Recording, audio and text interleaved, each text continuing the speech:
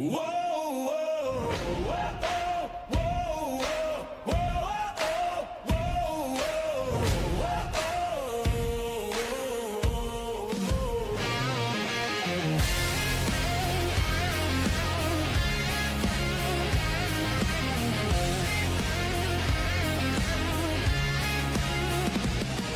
the break of the rising dawn, as the night's shadows are gone, a spark ignites across the sky. Truth comes rolling in high. Hear the drum of the unheard. Feel the power of the word. We rise from dark to light, cut through the lies ignite. Truth breaking through the noise, justice in our voice. From the silence to the fight. This is dawn and justice, let's rise.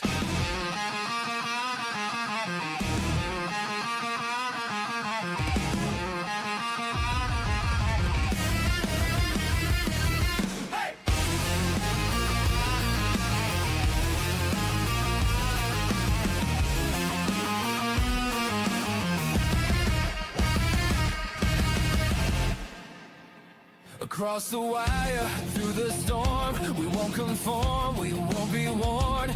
Every voice, every sign, we draw the waking line. The screens light up, the message clear. No more running, no more fear. From the ashes, from the night, we carry forward burning light. Dark to light, night to dawn. Truth lives on. We press on. We rise from dark to light, cut through the lies ignite. Truth breaking through the noise, justice in our voice. From the silence to the fight, we stand together in the light.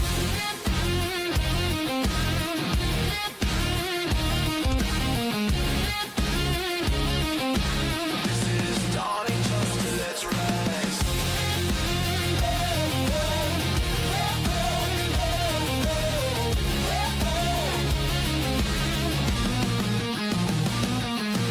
This is dawning justice, let's rise.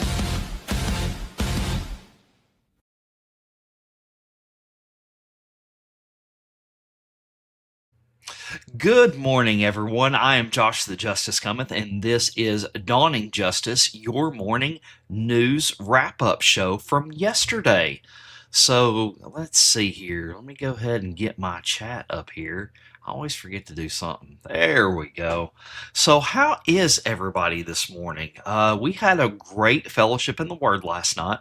So, if you didn't check that out, make sure you go to my X profile, my Rumble. It's going to be under the highlights there in X, so you won't be able to miss it. The team did a great job. Tracy did a great job putting together the Bible study last night, and we explored last night the original Future Proves Past. I'm about to burn up. I've got my heat on again, but that's okay.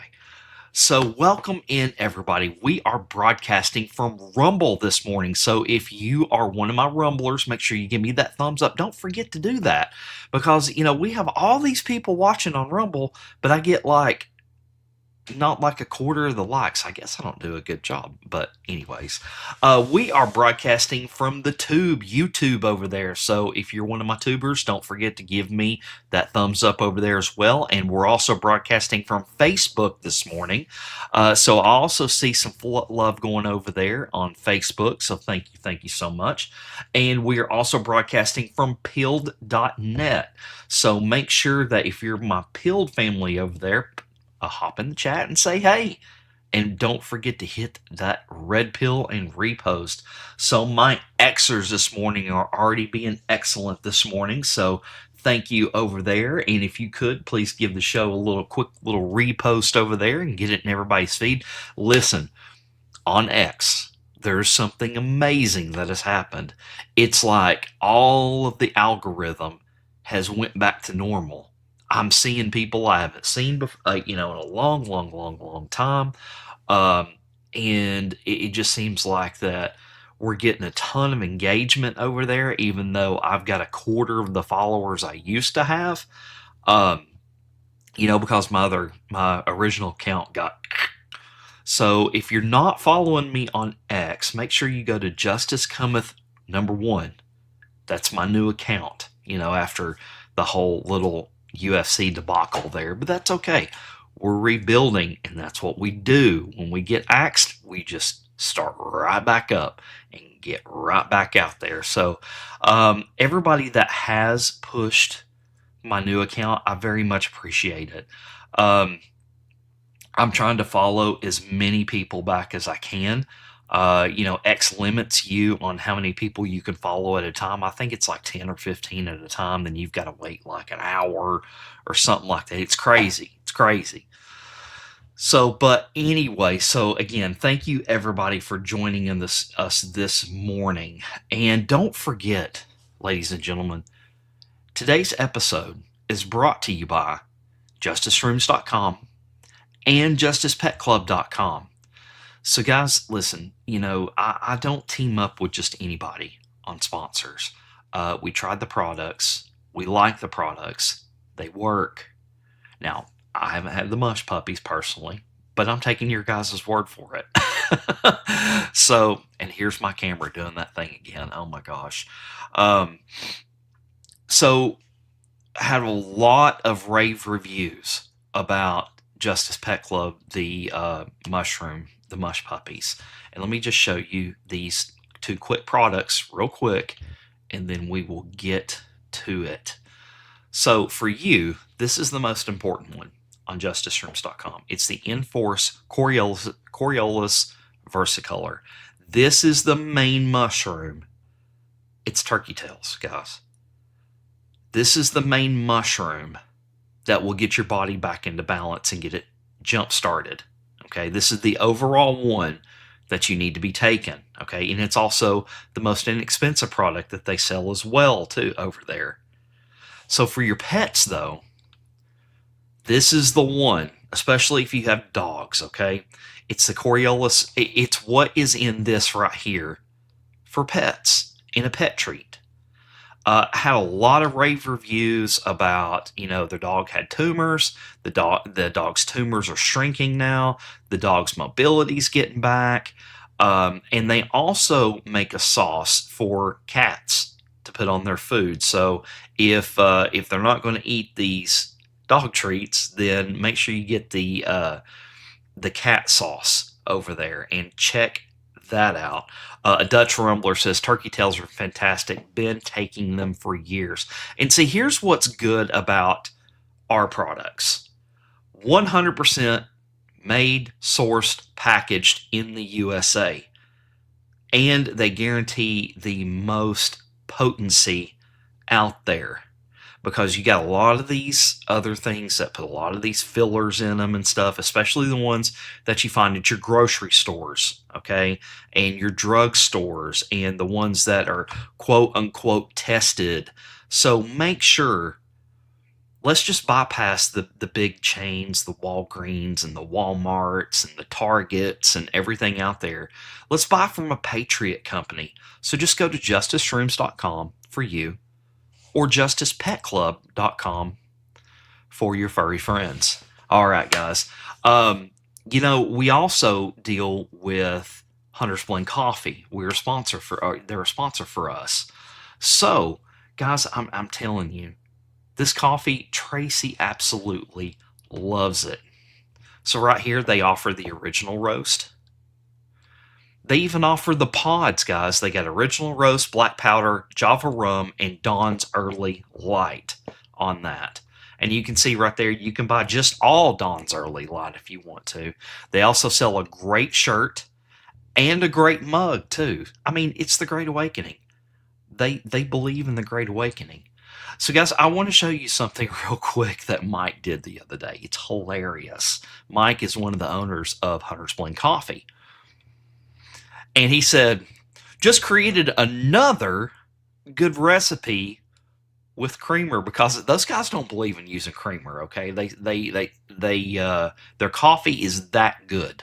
Okay, that they believe that nobody needs creamer with their coffee. So let's check out this video real quick with Mike and the guys over there at Hunter's Blend.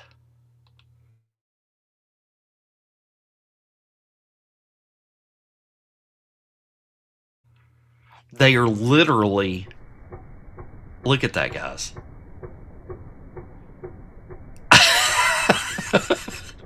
They're literally using coffee creamer as a blowtorch. That is crazy. That is absolutely crazy. So guys, if you want to check out Hunter's Blend, just go to www.dawningcoffee.com, just like Dawning Justice, but dawningcoffee.com, and use our promo code Tracing Justice, all one word, for 10% off your first order if you want to try out the coffee. And again, let's bypass the big boxes. Let's give to a patriot company. Mike and the guys over at Hunter's Blend don't get any better. They believe in the movement. And I love their mug. I always drink out of their mugs and stuff. They're wonderful. All right. So guys, thank you again so much for joining us. And let's go through the chats real quick before we get to our devotional for the day. So let's go over to X Chat. So Kelly B, one of our subscribers over there on X, says, good morning, fam and friends. It is a beautiful Wednesday. And Freedom Fire also checking in, saying, hey, hey. And Cindy Rocks 260, good morning, Josh and friends. And Dawn, another one of our subscribers over there on X, says, hey, hey. And Preacher Seth checks in. Seth was on point last night. Tracy and Seth and Mimi were on point last night on Fellowship in the Word. So again, if you haven't checked out Fellowship in the Word, just go to my highlights on X or go to our Rumble. We don't broadcast it on YouTube and Facebook because of some copyright stuff, because we like to play some stuff, some worship songs and things like that, and they kind of ding us over there on YouTube for that. So anyways, but you can always check it out on Rumble or my X. And Alexia says, hey, everybody, this morning. And Top Kekinator says, good morning. And there is MAGA Man. Good morning, God bless. And Messi checks in also. Good morning and God bless to you too, Messi. I very much appreciate that. Bibby's Barnes says, sugar is just as flammable. Yeah, it is. And that's crazy. That sugar is so flammable. So on Pill.net, we've got Sunshine PSG checking in. Says, happy Wisdom Wednesday. All hugs, light, and healing energy. Absolutely. And let's see here on the tube over there, YouTube, we have got Yeet Force checking in. Good morning and welcome in. And Four Huskies, hello from Vermont. So I'm glad that you guys are enjoying the show over there. And no pun intended on that. And let's see who we got checking in on Facebook. Hold on just one second. I wish that Facebook, you could fast forward through some of this, but we've got Lana checking in over there and Denise checking in over there on Facebook. So thank you guys so much for that. And let's just quickly go through our Rumble chat. So very first one in this morning, Bibby's Barnes says, good morning. Want to thank you so much for yesterday's show on QAG.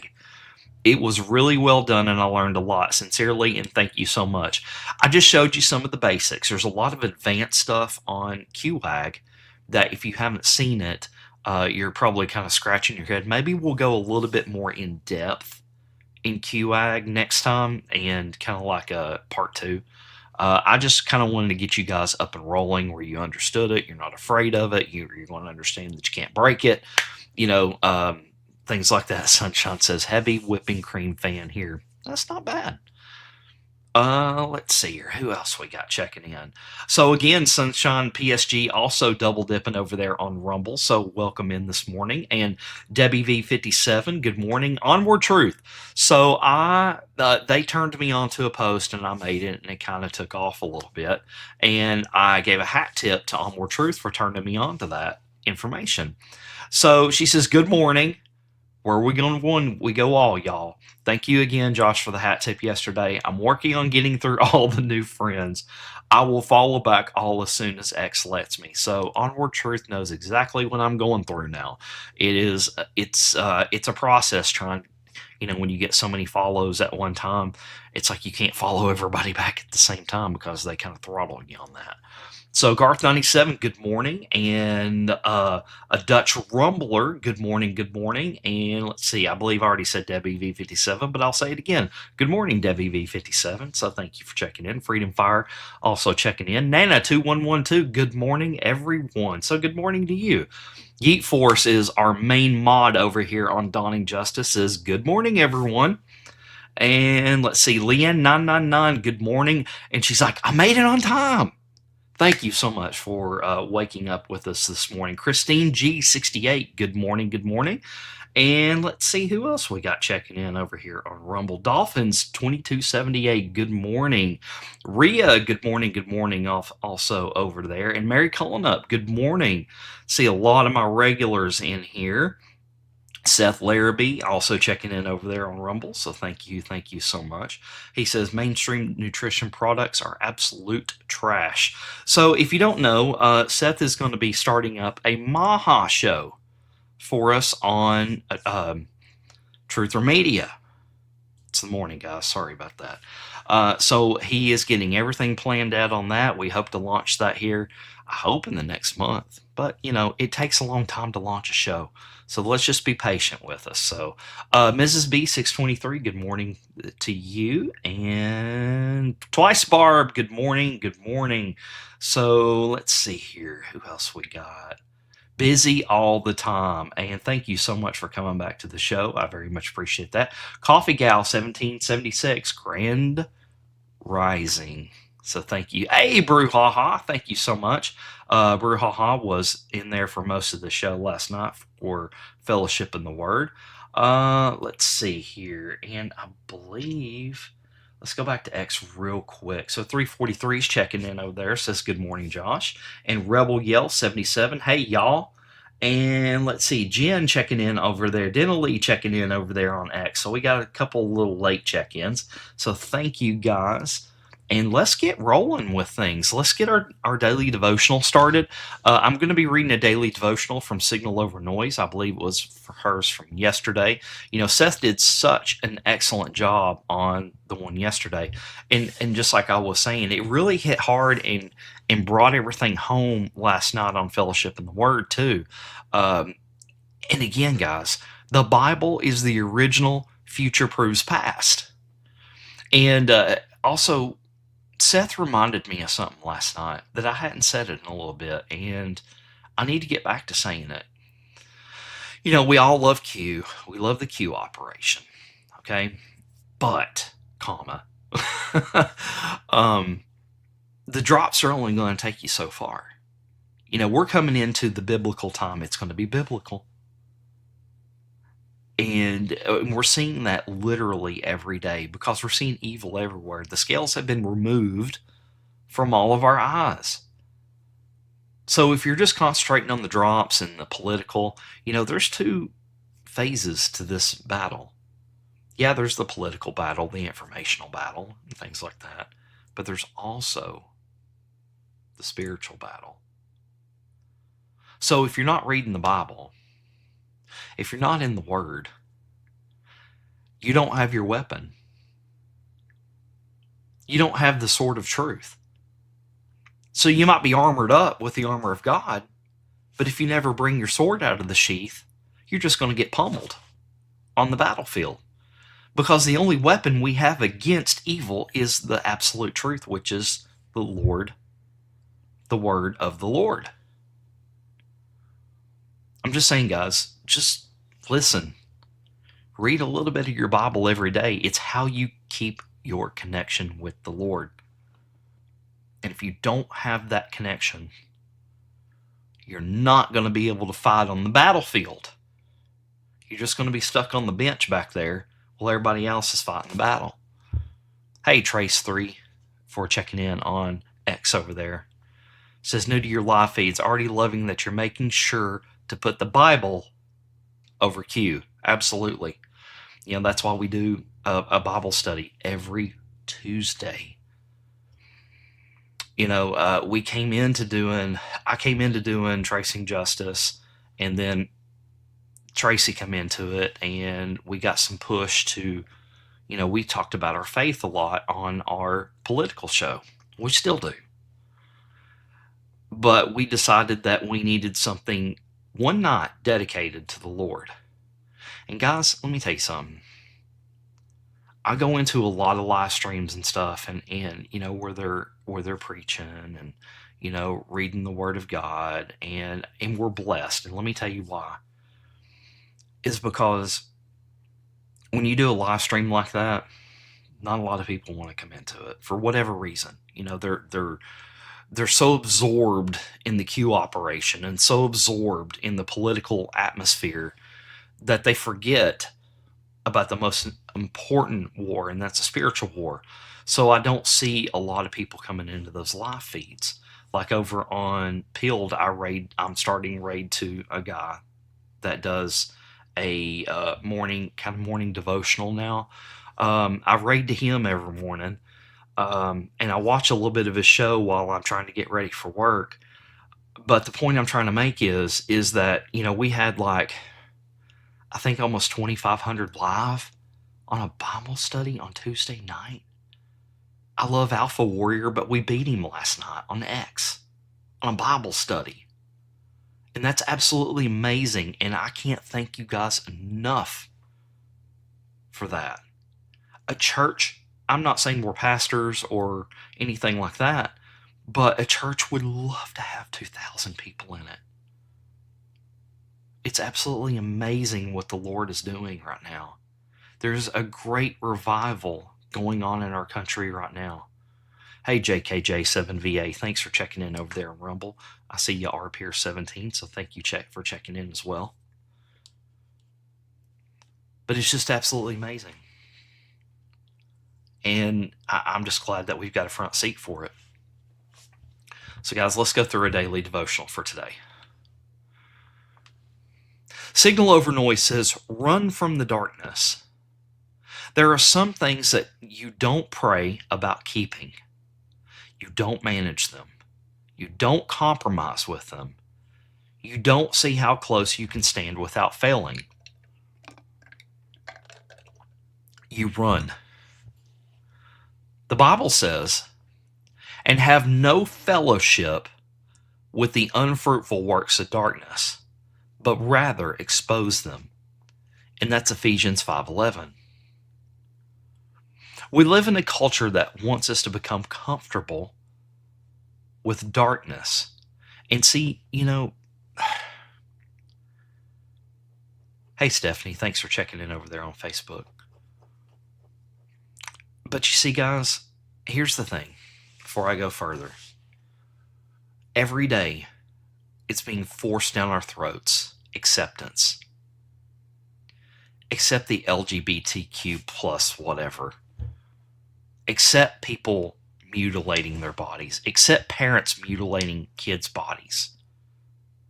It's love. It's acceptance. We need to accept everybody. Ladies and gentlemen, Satan comes as the false light. Satan comes disguised as love. That's what you have to be careful of. That's why you got to pray for discernment.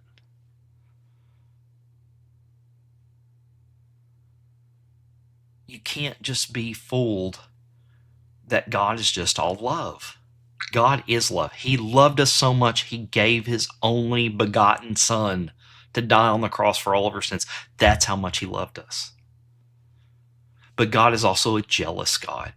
God is also a vengeful God. God is not all just love. You have to remember that.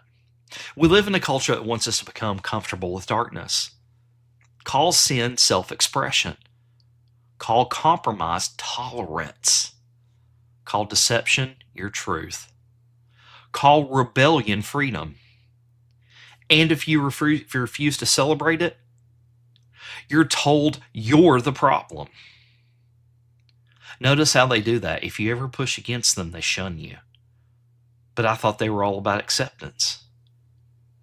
I thought they were all about accepting everybody's point of view. I guess not so much. You're told you're the problem. But the darkness doesn't become light because the world changes the label. Sin is still sin. Truth is still truth. You know, just like Tracy was saying last night on Fellowship in the Word. She said, you know, all these people want to come to you now and saying, well, truth is a point of view. No, people. The truth is the truth. The truth never changes.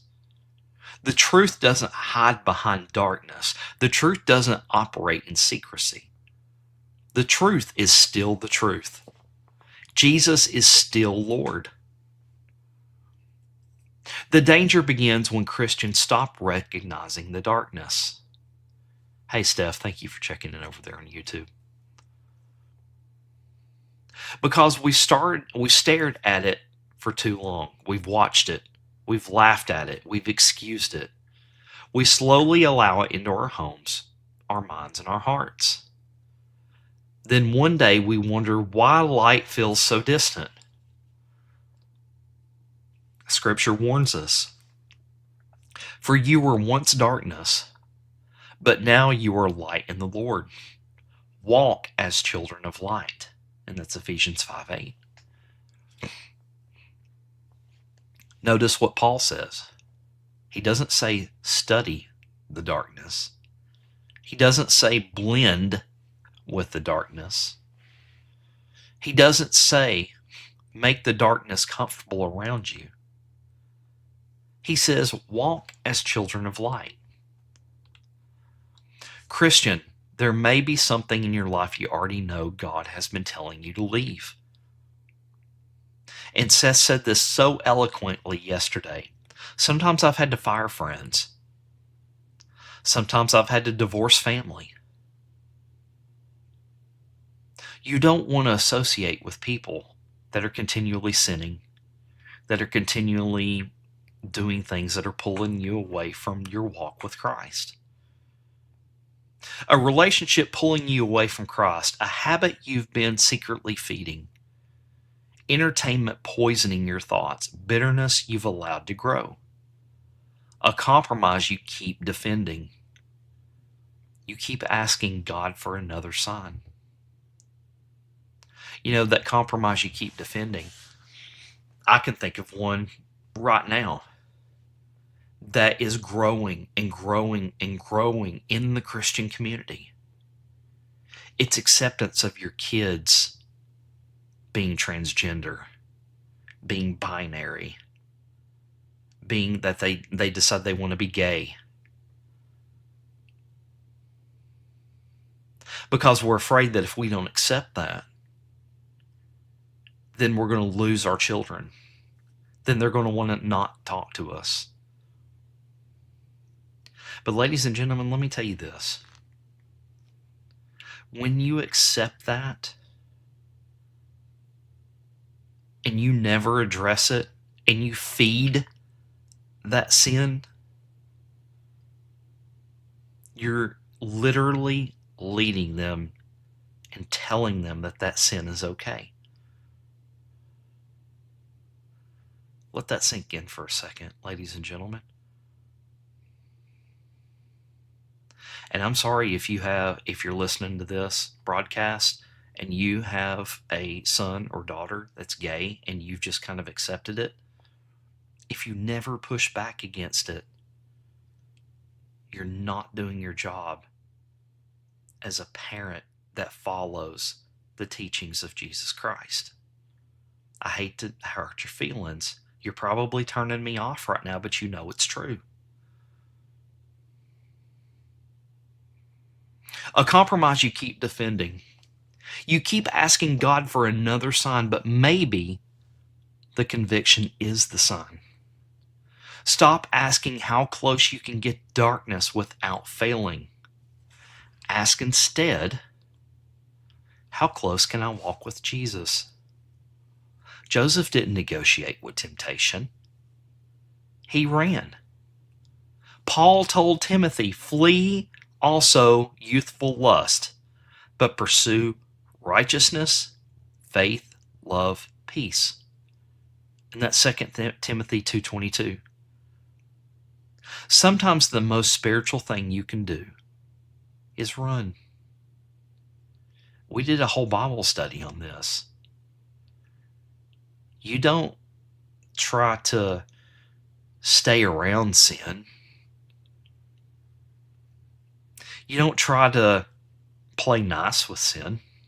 You run from it. Run from compromise. Run from the deception. Run from the secret sin. Run from the voice telling you that obedience can wait until tomorrow. But understand this. You aren't just running from something. You are running to someone. Jesus said, I am the light of the world. He who follows me shall not walk in darkness, but have the light of life. And that's John 8:12. So run. Run from the darkness. Run to Jesus. Walk as a child of light. Don't flirt with what Christ died to free you from. Listen, think of that. If you've ever seen Passion of the Christ, the next time you pick up your phone and you're wanting to look at something nasty or dirty or whatever out there, it's all over the place. Think to yourself, when that whip went into Jesus' back, he died for that sin. Think about that real quick. He donned the crown of thorns that was hammered into his head so you could have that path to glory. And all he asks you to do is run from that sin that you're fixing to commit. We're not all perfect. We all sin, but we must strive to sin less. We are not sinless, but we must strive to sin less. Don't flirt with what Christ died to free you from. Don't decorate the chains he already broke. Don't return to the darkness. When the light of the world is calling your name, run towards the light.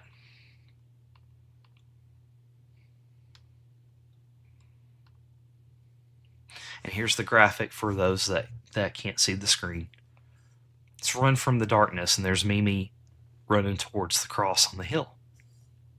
And she's running away from sin, deception, compromise, regret, lies, empty promises, temporary escapes, worldly pleasures. And the quote says, I am the light of the world. He who follows me shall not walk in darkness, but have the light of life. Don't flirt with what Christ died to free you from. Run towards the light. Flee also youthful lust, but pursue righteousness, faith, love, and peace. And that's 2 Timothy 2:22. I got a message the other day saying that they tried to watch my show the other day, but they felt like they were in church. Sorry, I'm not compromising. I always start out my shows with something devoted to God. So if that offends you, sorry. Go watch somebody else's show. Go watch Joe Rambo or whatever. I'm going to bring you the news. I'm going to bring you the Q stuff. I'm going to get to it. But we always start out our mornings in the Word of God, with our sword drawn out, ready to do battle for God. I hate that. I hate that for you. If it offends you so much, I think you need to do some self-inspection. That's all I'm going to say about it. Okay, so let's move on. Let's get to the news, guys. We haven't done a news show in a little bit. We've done full-on Q shows. I've been in the pulpit for 3/4 of the show sometimes. So let's get back to doing what the show was originally intended for, is catching you up with the news. So Average Joe Patriot says, great red pill video and synopsis. And this is kind of a long video, but this is kind of the history about James Comey that everybody needs to know about what he did. Because moving forward, hey JPNO, thank you for checking in over there on Rumble, saying they got their turkey tails. And just got their first pack of Hunter's Blend coffee. Thank you. Patriot says, giving praise. Thank you for checking in over there on Rumble. So former FBI Director James Comey rose through the Justice Department to lead the Bureau under President Obama. His decisions during the 2016 election and the Russia investigation thrust him into the center of national controversy. Comey now faces multiple federal indictments, including charges of making false statements to Congress and threatening the President of the United States.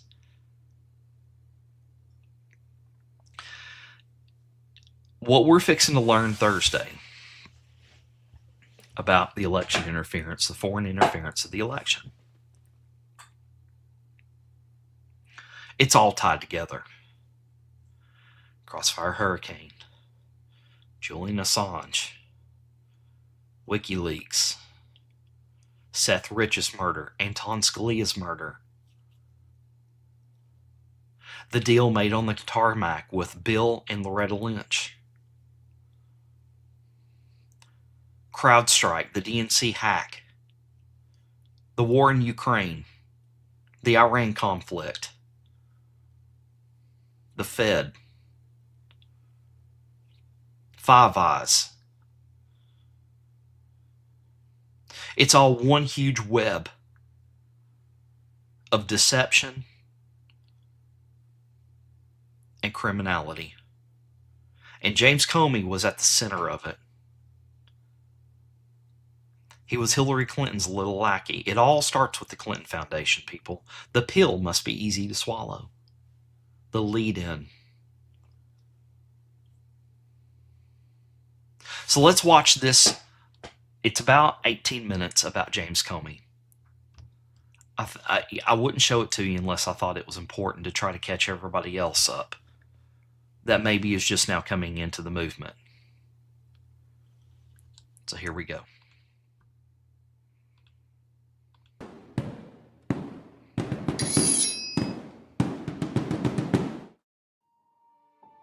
Former FBI Director James Comey has been in the news again recently, and not for good reasons.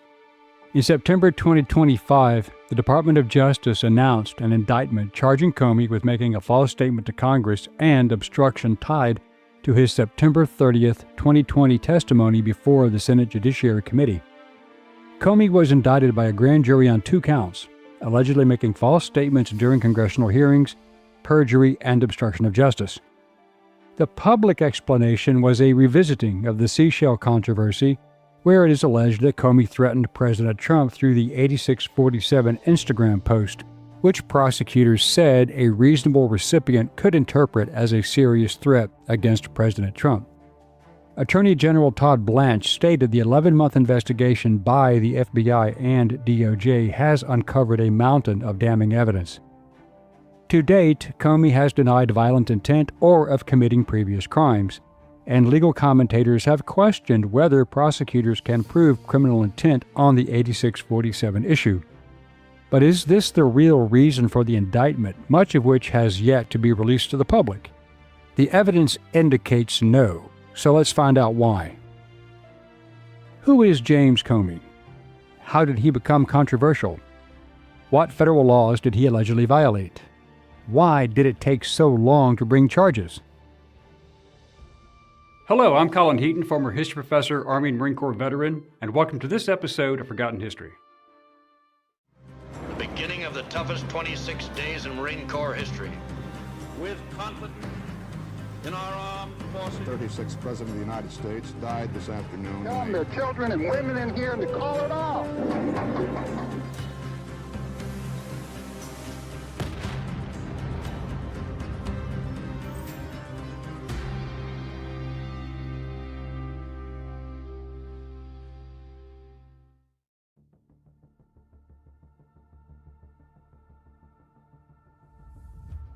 Under the Trump administration, emails, memos, and documents were recovered proving that former Thank you, FBI Crystal Director Loves David, James for checking Comey in on and Pilled. former Assistant Director Andrew McCabe and counterintelligence agent Peter Strzok, FBI Attorney Lisa Page, and many others conspired and violated several federal laws. The evidence cited includes the July 2016 Clinton press conference, the October 26 letter to Congress, the Trump memo leak, and proof of the Russia collusion hoax and FISA court perjuries. That was part of the rationale for Trump firing Comey. Comey is accused of substituting his personal judgment and political ideology for DOJ rules, first by publicly clearing Clinton, then by reopening the case publicly, then by leaking Trump memos after his firing. Comey protected Clinton while aggressively pursuing Trump and his associates.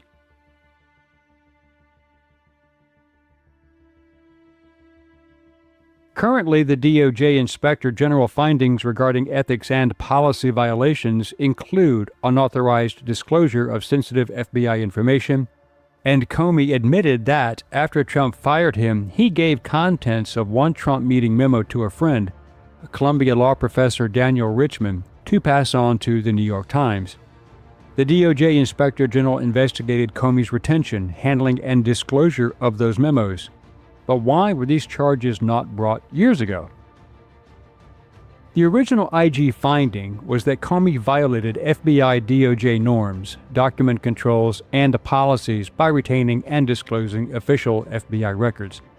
DOJ, headed by Merrick Garland under then-President Joseph Biden, declined criminal prosecution. Reuters reported DOJ declined charges despite the IG finding that Comey improperly kept official FBI documents and caused one memo's content to be shared with a reporter. That is illegal. Comey treated official government records as personal property after being fired, and he is accused of mishandling official FBI memos after leaving office.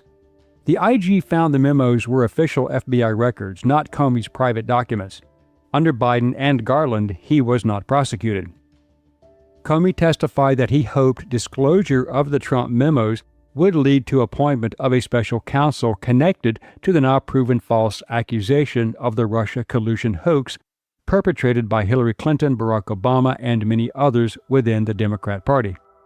Critics allege this was a manipulative back-channel leak to force the Russia investigation into special counsel status, both during and after the election of Trump in his first term. Again, Biden and Garland dismissed this politically powerful allegation, and no charges were filed. Comey hit the national stage during the Hillary Clinton email and server investigation. The case was so high profile and so much information had been leaked, Comey and the Obama holdovers in the DOJ could not dismiss the case, so they gave it a soft touch. In looking back at our investigations into the mishandling or removal of classified information, we cannot find a case that would support bringing criminal charges on these facts. All the cases prosecuted involved some combination of clearly intentional and willful mishandling of classified information, or vast quantities of information exposed in such a way as to support an inference of intentional misconduct, or indications of disloyalty to the United States or efforts to obstruct justice. We do not see those things here. Comey publicly announced in July 2016 that Hillary Clinton should not be charged, even though charging decisions were normally the DOJ's job, ergo Attorney General Loretta Lynch, not the FBI director. Comey did not have the legal authority to make that call, but Lynch and the Democrat DOJ let it slide because it served their purpose. Deputy Attorney General Rod Rosenstein's 2017 memo criticized Comey, accusing him of mishandling the Clinton case and acting outside his role. The vice president said the decision to fire the FBI director was based on the recommendation of Deputy Attorney General Rod Rosenstein, a career prosecutor who has worked for Republican and Democratic administrations. What became evident during the process was Comey and Lynch giving Hillary Clinton favorable treatment, and they applied a softer standard to Clinton than ordinary defendants would receive for mishandling classified material. Clinton had been ordered to preserve all communications devices and emails. She had all devices destroyed, and her 30,000 emails, which she claimed were of a personal nature, transmitted on her illegal and unsecured server, were not preserved. They were deleted. This is obstruction of justice, and her actions violated the National Security Act. As I look back at it now, even though it was allowed, I should have used two accounts, one for personal, one for work-related emails. That was a mistake. I'm sorry about that. I take responsibility. As evidenced by critics, Hillary Clinton was not placed under oath in the FBI interview. No grand jury process was used in the same way critics expected under the law. Immunity agreements were given to some aides, and Comey announced no reasonable prosecutor would bring charges. But there were serious problems. Comey and Lynch did not just prejudge the Clinton case before the investigation was complete. Comey himself drafted and circulated an exoneration statement before key interviews were even conducted, including Clinton's. The fix was in. And Comey made the stunning admission his lack of confidence in Justice Department leadership after Attorney General Loretta Lynch met with Bill Clinton on the tarmac, paved the way for his unprecedented press conference last July, announcing he didn't recommend charges. When Republicans learned of the Clinton crimes, Comey had no choice but to reopen the Clinton email investigation 11 days before the 2016 election. Secretary Clinton said, "I did not email any classified material to anyone on my email. There is no classified material." Was that true? There was classified material emailed. Secretary Clinton said all work-related emails were returned to the State Department. Was that true? No, we found work-related emails, thousands, that were not returned. Comey could not deny what was discovered, so he eased up on the criminal activity and sent an October 28, 2016 letter to Congress saying the FBI had found more Clinton-related emails on Anthony Weiner's laptop. Democrats accused Comey of improperly influencing the election, when in reality he was doing everything possible to keep presidential candidate Hillary Clinton out of a federal indictment and decades in prison.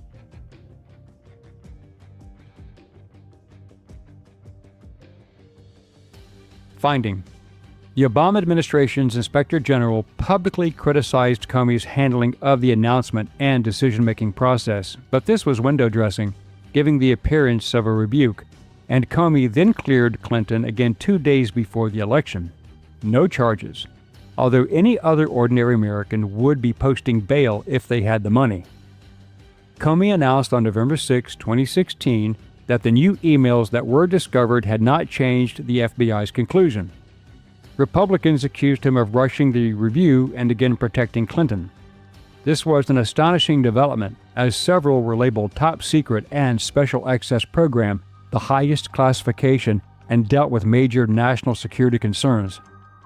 What Comey did not disclose was that most of those destroyed 30,000 emails were found on Anthony Weiner's laptop, dealing with everything from the Benghazi disaster to Clinton's financial dealings, including the sale of uranium to Russia and thousands of sensitive communications with foreign leaders involved with the Clinton Foundation. Clinton used a private server to bypass congressional oversight, which is a major crime. See our videos on the Clinton. Guys, did you hear that? That private server is the same one that supposedly got hacked. The DNC hack, CrowdStrike. Also think Google Gmail drafts. We knew this long ago, guys. Foundation and Benghazi. Both sides accused Comey of politicizing the Clinton case. Democrats say his October letter hurt Clinton. Republicans say his July exoneration protected Clinton.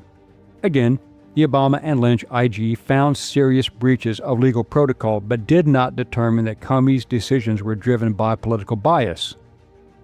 The investigation also proved that Comey withheld team notes on Lieutenant General Michael Flynn, Trump's former national security advisor, proving no crime was committed by Flynn and that they planned entrapment, which is a separate felony, although they prosecuted him, threatened his son with being charged, and forced Flynn into bankruptcy.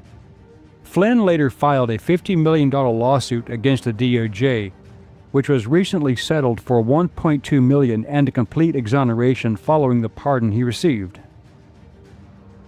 What has not been disclosed yet is that Comey is also finally being held accountable for 4 counts of fraud perpetrated upon the FISA court, where he signed off on the Steele dossier created by Democrats as being verified. This was when he applied for Operation Crossfire Hurricane to be launched, where he had allegedly already been illegally spying on then presidential candidate Donald J. Trump and his key advisors. Comey needed the court to approve his surveillance operation to cover what he and the Democrats had already been doing, because, if caught, they were looking at serious federal prison time. So, Comey signed these false applications, even confirmed the evidence under oath, when in fact nothing he presented was truthful or verified, and he knew it at the time. In fact, over the years, the entire charade has been exposed as the worst political and criminal scandal since Watergate. Comey's perjury was captured during one of these Senate hearings.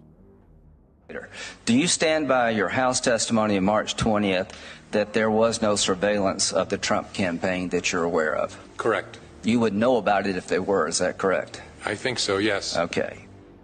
The Democrat-riddled IG finding was that Somebody, let's see, Patriot says Seth Rich leaks. You're going to find out that James Comey used MS-13 under the direction of John Brennan and Barack Hussein Obama and Hillary Clinton to murder Seth Rich and Anton Scalia. That the 2019 DOJ IG report found the investigation had an authorized purpose and sufficient factual predication and did not find documentary or testimonial evidence that political bias drove the opening. However, Attorney General Barr and John Durham disputed key aspects of that conclusion. Comey knew the entire case was a lie from the start during his misleading the FISA court in the Carter Page surveillance applications, and the FBI applications contained major errors of fact and outright omissions, perpetuating the fraud upon the court. Comey failed to disclose to the FISA court about exculpatory Carter Page information, such as the fact that Carter Page previously had been an approved operational contact for the CIA and had provided information about Russian contacts. But there is much more. The recent finding is that the DOJ and IG found 17 significant inaccuracies and omissions in the Carter Page FISA applications, reflecting serious failures in FBI procedures and supervision. Much of the information was fabricated. This included the IG proving the Steele material played a leading role in the Carter Page FISA process, which was touted by Comey and others, and that the FBI failed to fully inform the court of information undercutting Steele's reliability. Comey, the FBI, and DOJ publicly stated that the Steele dossier was critical to the investigation, never believing that the lie would be exposed, and they knew they had lied to the court. They expected a Hillary Clinton election win, giving them total cover. Comey's FBI had relied on false statements which created the politically funded Steele dossier claims to surveil a Trump campaign associate. Comey even had FBI informants planted within the Trump campaign, and after his election tried to embed them into his administration. Comey and elected members of Congress such as Adam Schiff and Eric Swalwell, and see our videos on those two, pushed the lies through the liberal media to present a false Trump-Russia collusion narrative. The resulting congressional investigations into the fraud lasted for 5 years and cost taxpayers over $35 million.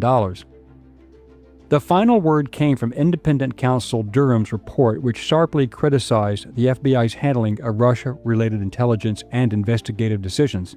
But Comey himself was still not charged due to Merrick Garland's protection, and later supported by the Biden presidency. Another issue facing Comey and even former FBI Deputy Director Andrew McCabe regards the internal FBI leak-related allegations. McCabe said, McCabe is listed as number 2 in the drops. So don't forget that. He is central to all of this as well. He was James Comey's lackey. So when you see number 2 in the drops, it's referring to Andrew McCabe. Comey knew about or authorized a disclosure to the press concerning the separate Clinton Foundation investigation. Comey claims that is not true, and McCabe was fired. Under the Democrat DOJ, neither Comey nor McCabe were charged for breaking several federal laws.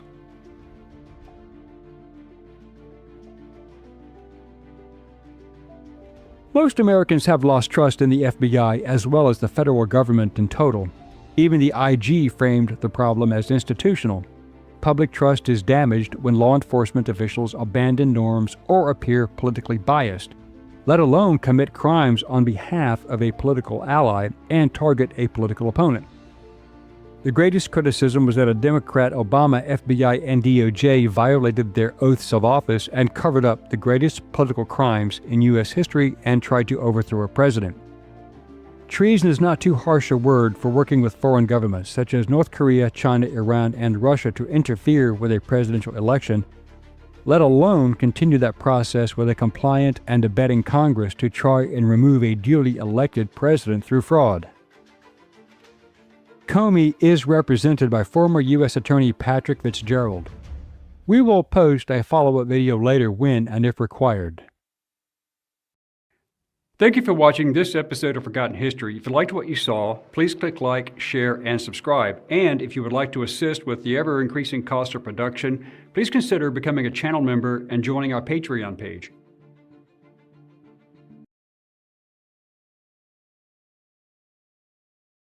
All right, guys. Very, very good refresher. I just posted that whole video on X as well, and I will get that on Facebook too as well later on today.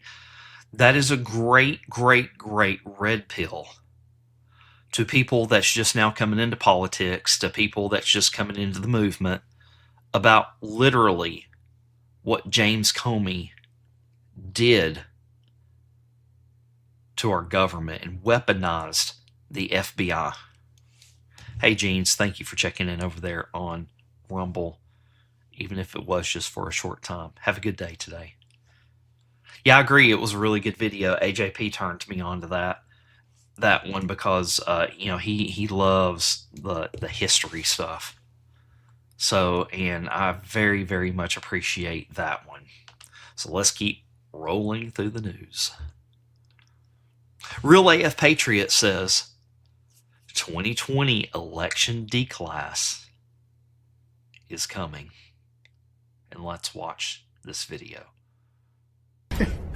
It appears the president is entering a new chapter in his effort to question the results of the 2020 election and potentially sow doubt in the upcoming midterms. A new White House task force is expected to begin releasing documents on alleged and so far absolutely baseless evidence of election irregularities in the coming weeks. That is according to 2 officials with knowledge of the matter.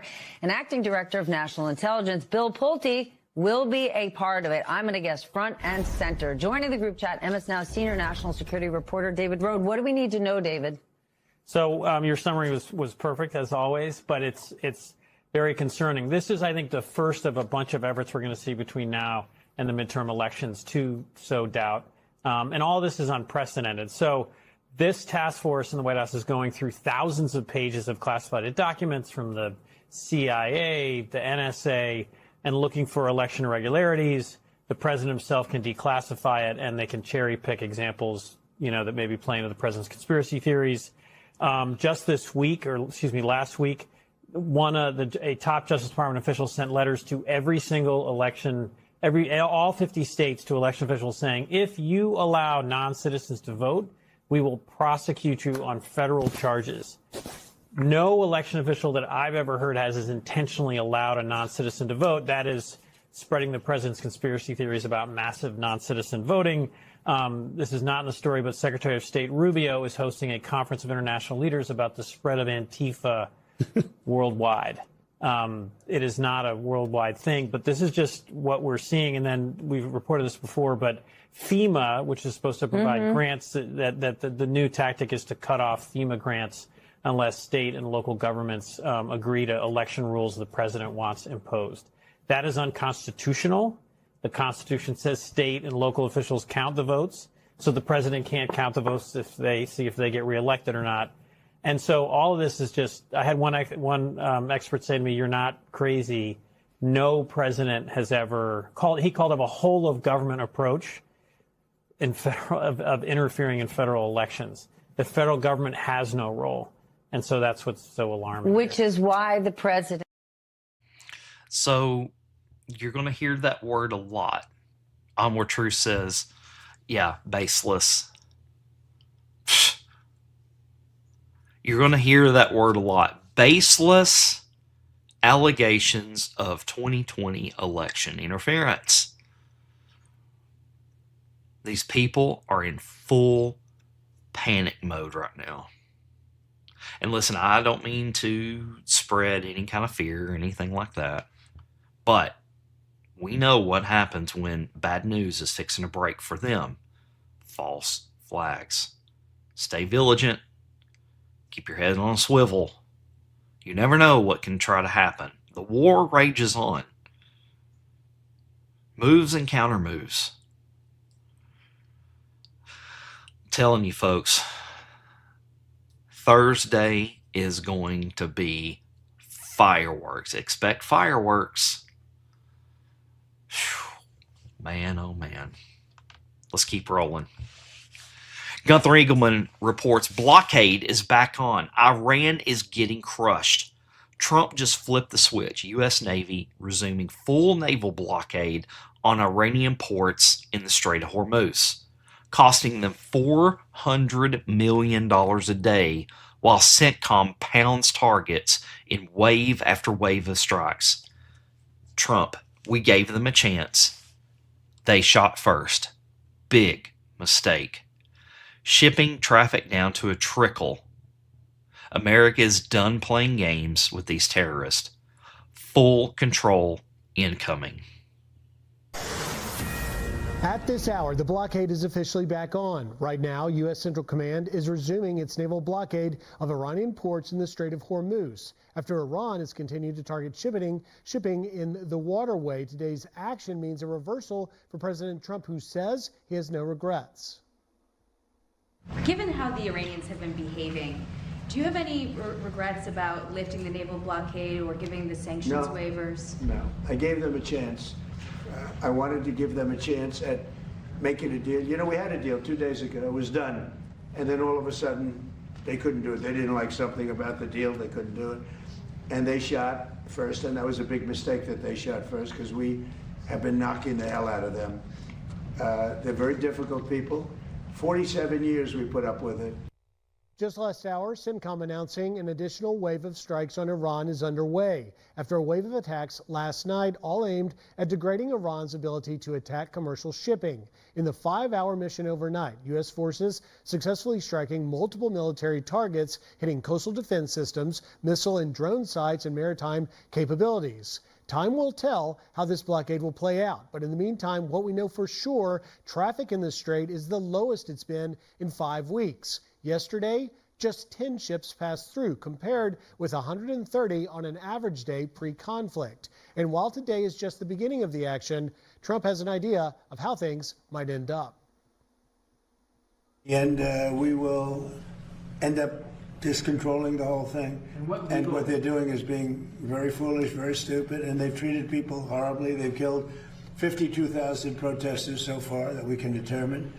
It might be more than that, but 52,000 protesters have been killed, and it's really a terrible situation. But we'll have it under control very quickly. Yeah. And with that, we kick things off with Lucas Tomlinson live in Tel Aviv with the very latest. Hey, Lucas. Good afternoon, Griff. The blockade is back on, and when fully enforced by the U.S. Navy, it will cost Iran over $400 million a day. And tonight, on President Trump's orders, a sixth wave of U.S. airstrikes is striking Iran. That's the sixth time over the past week. And while it's been relatively quiet here in Israel in recent weeks, Prime Minister Benjamin Netanyahu had this warning for Iran earlier today. Do not count on it being quiet if you attack us. Do not count on a rerun. This will be a different event, much more powerful. Here's video of strike aircraft launching from the George H.W. Bush and Abraham Lincoln. She's been at sea for over 200 days without a port call, Griff. F-35B stealth fighter jets also launched from the amphibious assault ship Boxer. Tomahawk cruise missiles also fired from destroyers in the strike groups. Despite the American bombardment over the past week, Iran has been launching attacks of its own against neighboring Gulf states, including Kuwait and Bahrain. Earlier today, where U.S. troops are based, the Kuwaiti army just reported Iran fired 33 drones 6 missiles into its country. They say all were shot down. Now, this is the aftermath of an Emirati tanker hit on her starboard side by an Iranian cruise missile last night, killing 1 crew member and wounding 8 others. Other tankers have been hit as well, and as you mentioned, traffic in the Strait of Hormuz has slowed to a trickle in recent days. There have not been any attacks by Iran against Israel since early June. And the last attack by Hezbollah into northern Israel was roughly 2 weeks ago. So the U.S. naval blockade on Iranian ports is now in effect, and U.S. aircraft from the U.S. Navy and Air Force is now striking Iran. Griff. Lucas Thompson, live for us in Tel Aviv. Lucas, thank you. Well, and the battle continues. The old guard is refusing to step down at this point. We knew all this. We knew all this long ago because of the intel drops. You know, everybody likes to think Q is this mythical thing. It's a military operation. We knew this would happen.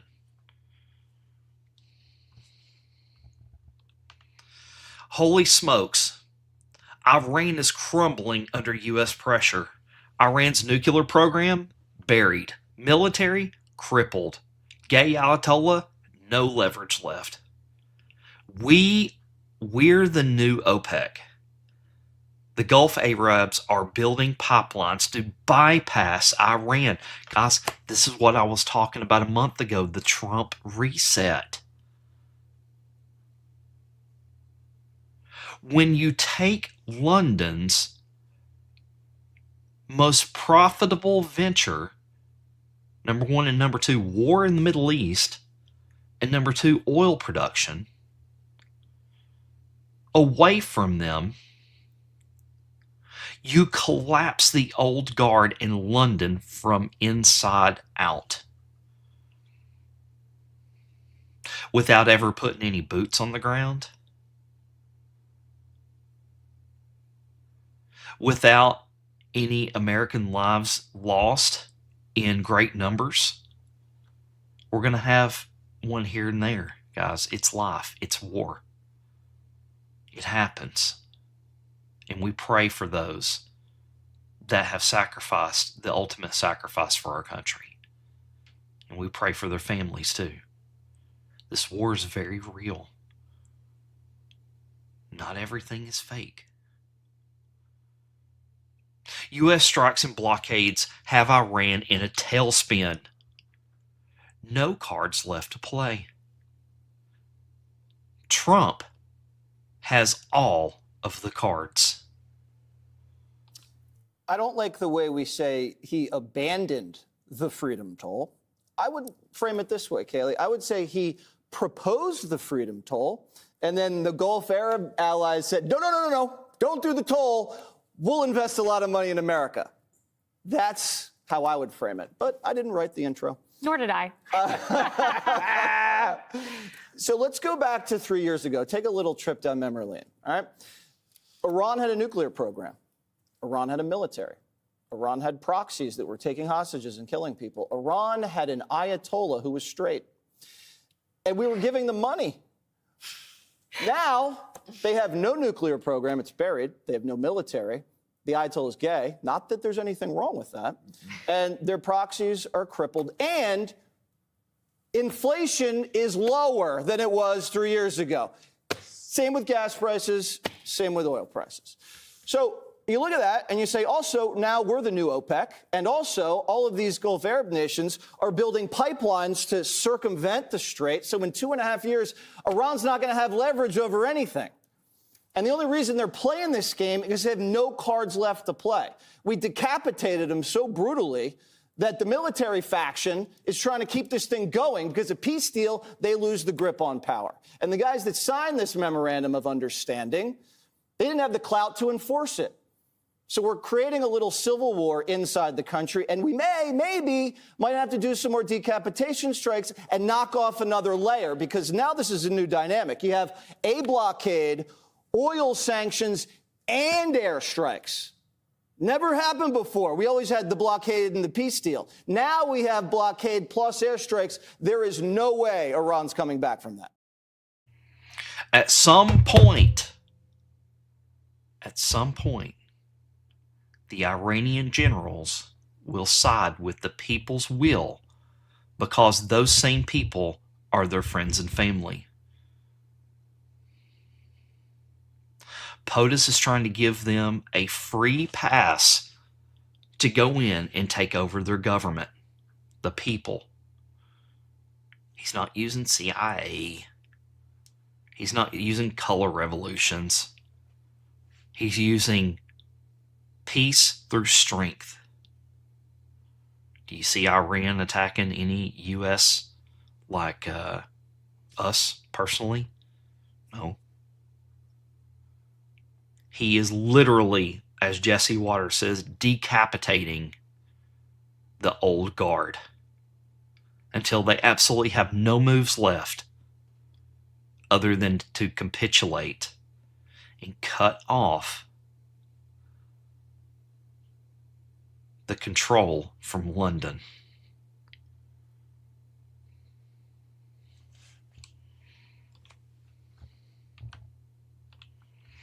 Jesse Waters also says, holy smokes, the Democrats are running a hostile takeover. Eradicating Western civilization is now on the menu. Turning cities into chop zones and policing down to zero.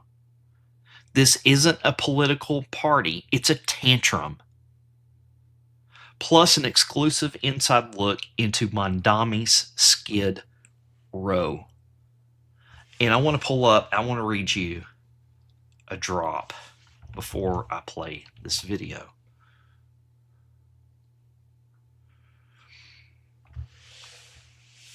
Now, I'm going to read all of this drop. Let me just cut it out here real quick. It'll take me just a second. And there's a point I'm making here, so just bear with me.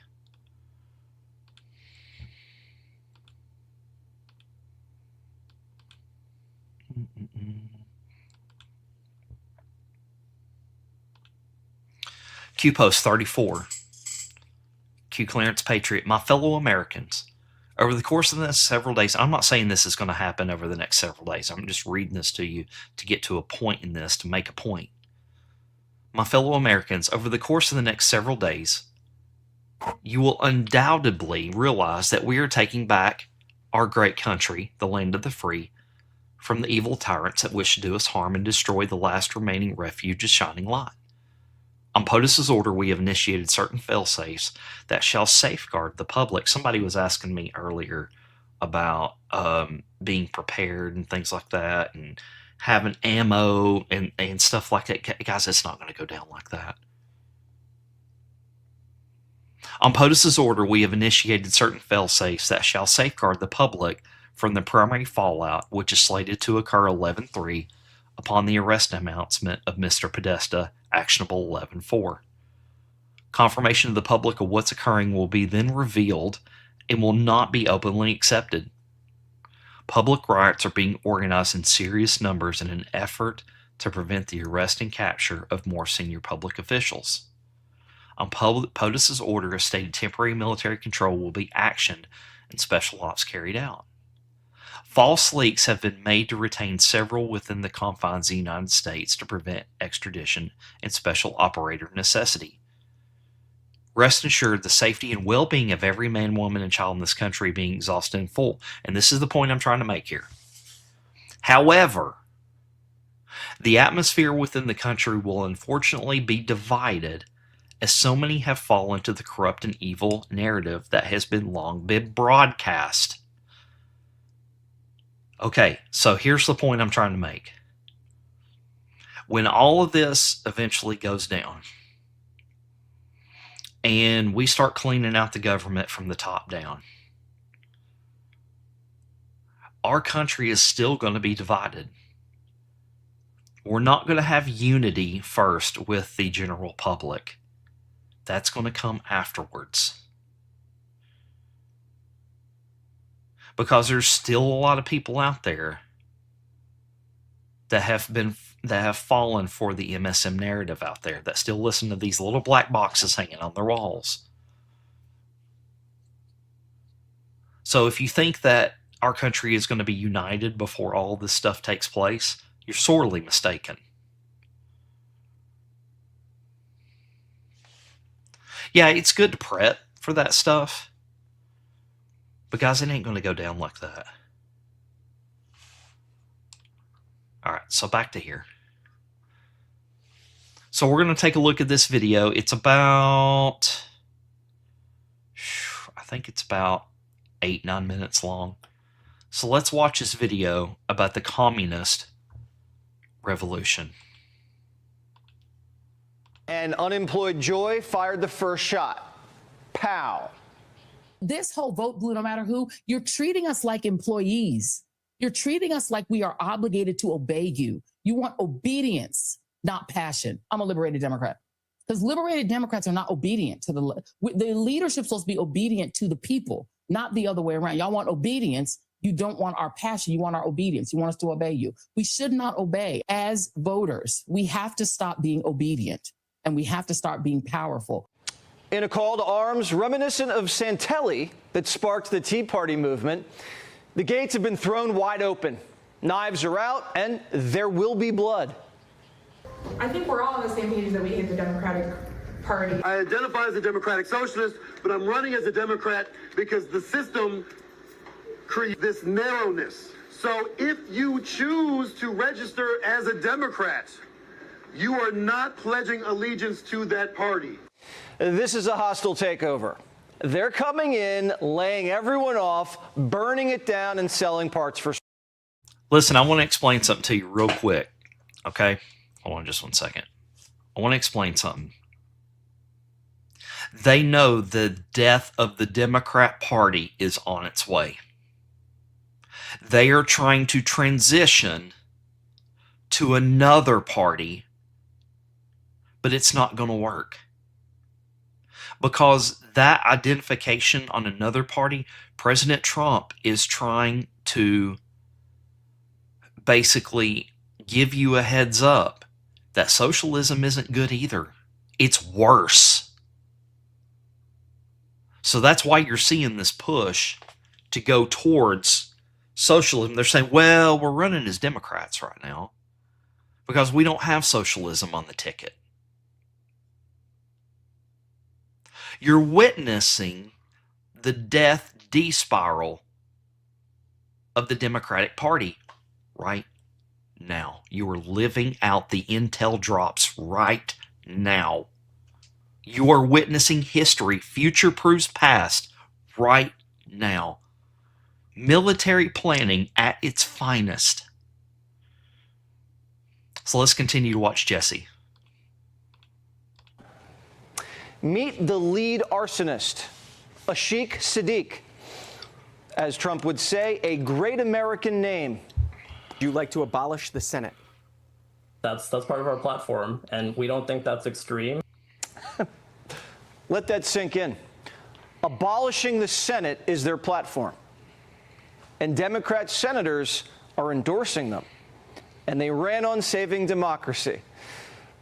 But nuking Congress is just the appetizer. The main course, the government runs your life.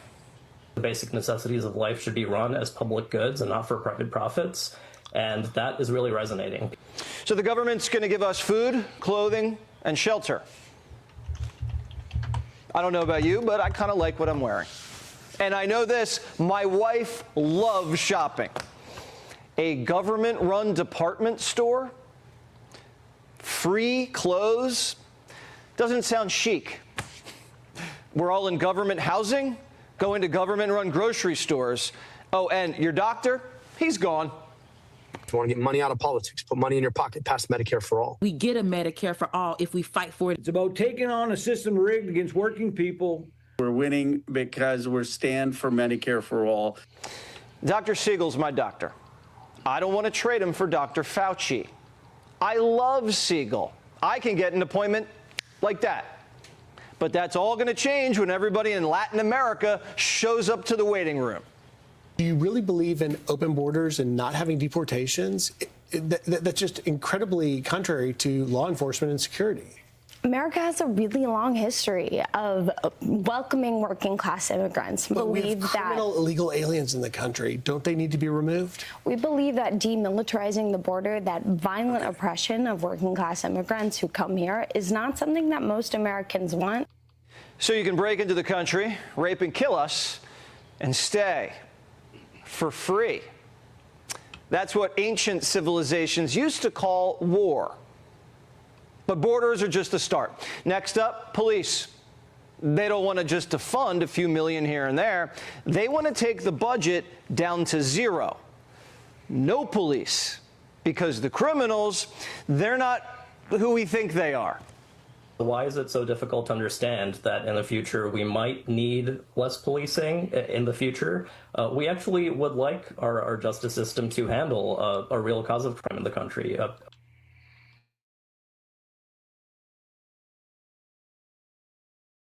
Guys, this is exactly what our morning devotional was about. It's about sin masking itself and us accepting it little by little by little. But see, they can't do that anymore. Trump messed everything up for them.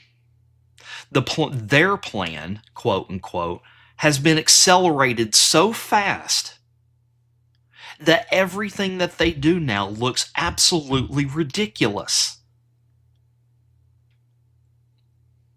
It's approaching to the point of ludicrous speed that they absolutely look insane because they can't drip, drip, drip anymore. They can't just slowly over years roll this stuff out to you anymore. The slow acceptance, they can't do that playbook anymore. So they have to shove it down your throats. And Americans saying, whoa, what? You want government-run grocery stores? You want government-run clothing stores? That seems a little dystopian to me, don't you think? The fight to keep the lights off is all that matters to them now. Nothing can stop what's coming. Nothing.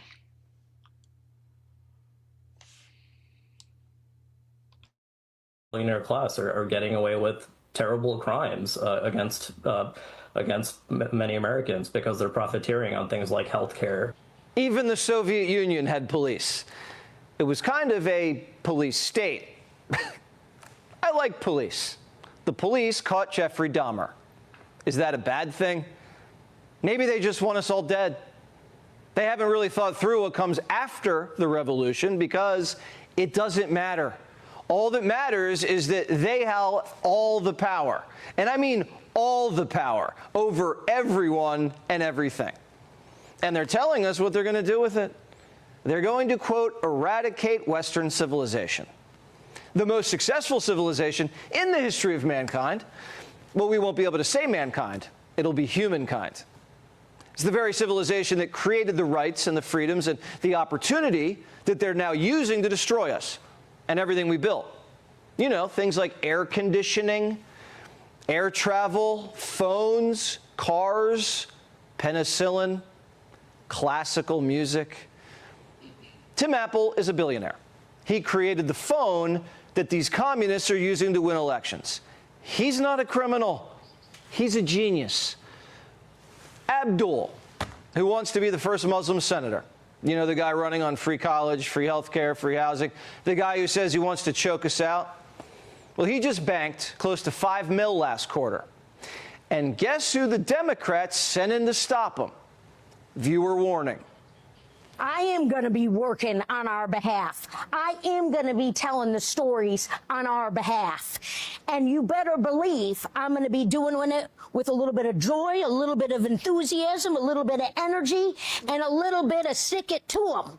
Because that's the Michigan way. That's the best they've got.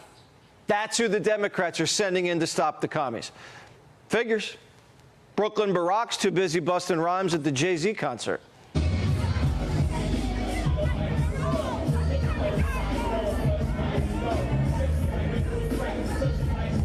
Hips thinks he's immune. He's not. They got a preview with Plattner. What's the lesson they learned? Their think tanks are putting out memos. This should be good. Quote, Plattner was too far left, and no amount of blue-collar cosplay was going to fix it. This kind of politics is deeply unpopular outside of deep blue places like New York City's commie corridor. They needed a think tank for that. Well, we've said it on the 5 for years. But not everybody watches, not even Muslim Santa. He just saddled up a new sleigh for a victory lap.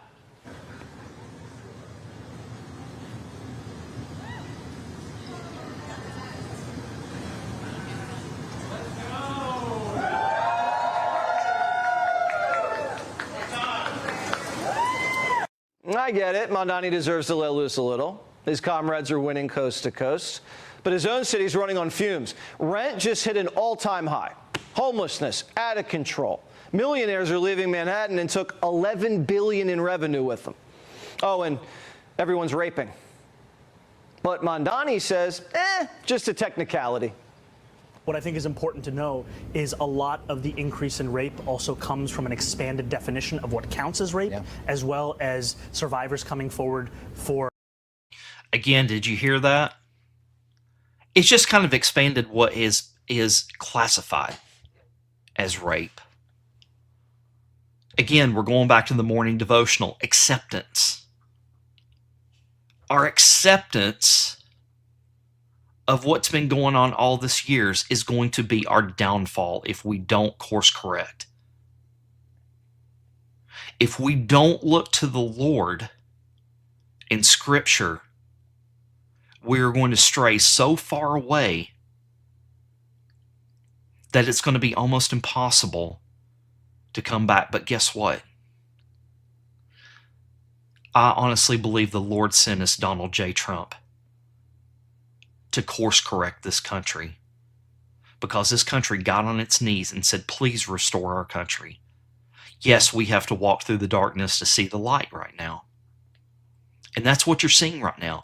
You're seeing the darkness all around you because the light has illuminated evil. Evil has nowhere left to hide now.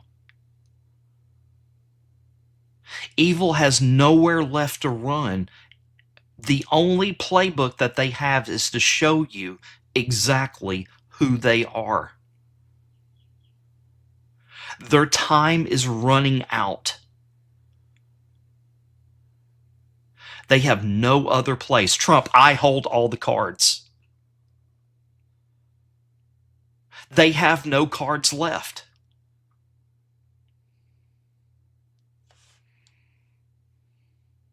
Acts that took place years prior. Mondani's on a roll. He froze the rent, but rent just broke another record. Probably because Biden plopped 1 million foreigners into the city. Not everybody can sleep on the street. So some actually need apartments But build those apartments? Forget it. If you want to build anywhere, Democrats say the building's got to be green and the contractors have to be queer, female, or Native American. Most of the contractors I hire, dudes, just regular dudes. So the rent's too damn high, can't build, no millionaires left to tax. Where do people start sleeping? The sidewalk. Meet New York's newest neighborhood, Socialist Skid Row, a 12-block homeless encampment right next to the Intrepid Museum. Prostitutes, addicts, the insane. The NYPD is not allowed to touch it. That job belongs to the Department of Homeless Services, who need 7 days of outreach before they can clean a tent out. So they do no outreach, and it just festers. One homeless guy called Mondani awesome for setting up a 12-block chop. The mayor loves the feedback.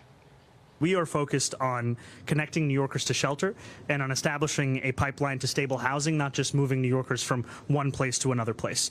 To this specific encampment that you brought up, we're going to look into the details of that.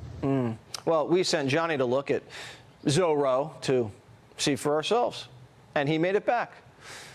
Barely.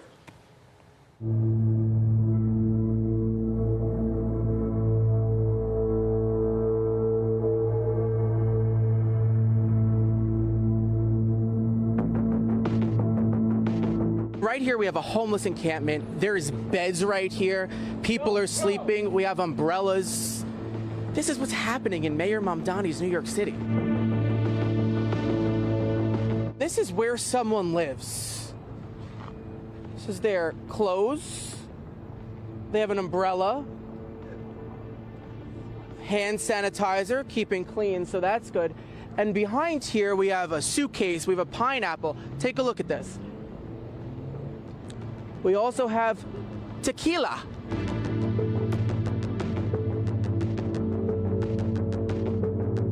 Whose bed is this? I don't know, it's not mine. Where do you sleep at night? I'm trying not to sleep, otherwise I might accidentally be killed or something. Do you know that you can't be sleeping here? Yeah, I know. So why are you doing it? I'm not sleeping here. Mayor Mamdani lets people just sleep in the streets. No, he doesn't. No, he doesn't. I saw a lot of people just sleeping down the block. Because they're ass. Here inside this homeless encampment, there is electricity.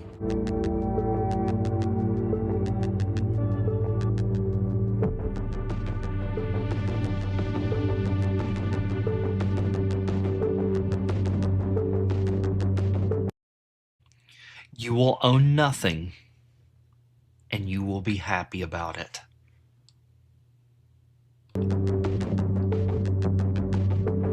Do the homeless people keep clean? Well, here's their laundry. They open up the hydrants, fill up a bucket, and do their laundry. Are you willing to share what you guys do for a living? I hold up TV reporters at gunpoint. Did you ever feel like you want to better yourself, get a job, live in an apartment? If I do, I feel like I would want to get a better job because I really do believe I'm employed. Well, right now you don't have a job. I don't have proper legitimate employment. Who pays you? My payment isn't to be understood. I'll start my own business. I don't want to get a job working for somebody anymore. How are you going to start your own business? All right, so? Try to open up a thrift store. How? Through funding, through small business loans and things like that. Who's giving you a loan? I'm not sure yet. Right inside this encampment, there's beds. You see umbrellas and tarps. People are sleeping in there. They don't want a job. They don't want to go inside. This is where they like to live. It's bigger than some studio apartments here in New York City. You enjoy living out here. There's some aspect that I very much do appreciate in terms of fresh air, possibly able to be better. What could the Again, you'll own nothing, and you'll love it. mayor do to help you guys? All right, whoa, back it up. I never said I needed any help. I don't know, I can't say nothing bad because my friend works for him and he does help us. The mayor is allowing people to sleep out on the streets. What do you have to say to the mayor? I mean, has that not always been allowed? Mayor Mamdani, I appreciate that you're trying to be a man of the people. We wanted to talk to business owners, but everything's closed. This was a mechanic. This was a car wash. Everybody's closed up shop because it's not worth doing business out here on 12th Avenue by the Intrepid anymore. This isn't an accident. It's the agenda. New York City is capitalism's crown jewel. The commies don't want it polished. They want to strip it down and pawn it. Create 10 cities so businesses board up, block by block. Look at LA, same strategy. LA was just ranked one of the worst downtowns in the world. In the world. Newsom spent over $37 billion on homelessness since he took over. Homelessness went up. And who's he blaming? California, where he's been a public servant for 2 decades. We designed a system, a machine, over the course of the last half century to make it more difficult to build. It was intentionally designed. It wasn't by chance. It wasn't by happenstance. It was designed not to build. The communists don't want to build. They want to destroy and punish the people who built this country. And if you challenge them, you're a racist.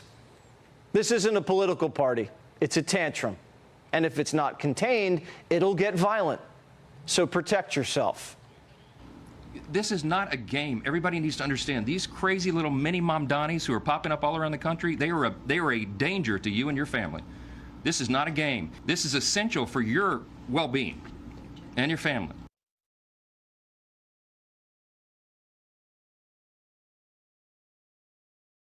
Scary stuff, huh? You know, that's why we need you out there. We need you out there not just watching a movie. We need you out there fighting against all this stuff and red pilling people. Why? Because we got to vote. Listen, I'm going to get on my soapbox for a little bit, just for a second. You got all these people out here saying, there's not going to be a midterm election. The midterms are going to be paused. Don't worry about it. All these people that say that, they have absolutely no idea what they're talking about. They have their inside sources, and they say, trust me, bro, it's not going to happen. I know. I've got A, B, C, and D telling me this. How do they know? Last time I checked, there's only 10 or less that have the overall picture of the plan. You think you know one of those 10? Operators never divulge. Of the occasional operator that's dialed in, nobody but the 10 understand the plan. So what we need to be doing, we need to be saying, go vote. Vote, vote, vote. Your vote is more important than you know.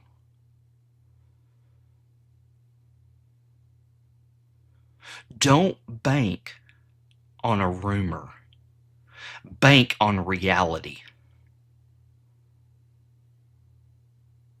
Don't bank on, I'm just watching a movie. Bank on, let's do something. Yeah, Jamie K. Blair says, voting gives receipts to bust them. Everyone please vote. I wholeheartedly believe that POTUS is going to put in motion Thursday to protect the midterms. We're not going to have delays. Remember, POTUS is going to be doing this by the book. He's going to be using every power by the book to secure the midterm elections. Because, let me tell you something.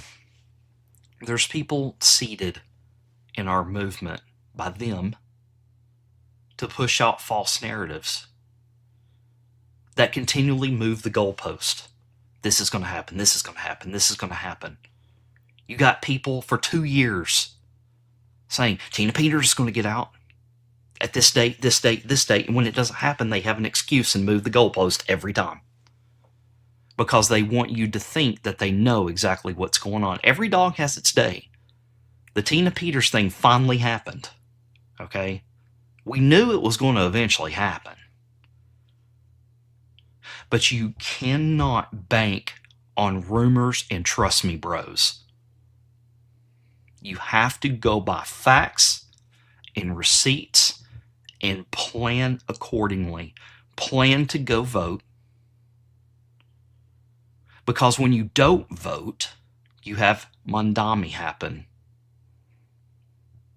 You have what happened in LA. Spencer Pratt tried to tell you what was going to happen if you didn't vote. Well, guess what? They didn't go vote. I know they cheat, guys. I get it. But how do you think President Trump got in? Back in. We made it too big to rig. And when you don't vote, they can go out on the streets and they sell your vote. Hey, homeless people, I will give you $10. Just sign your name as this right here and vote for this person right here.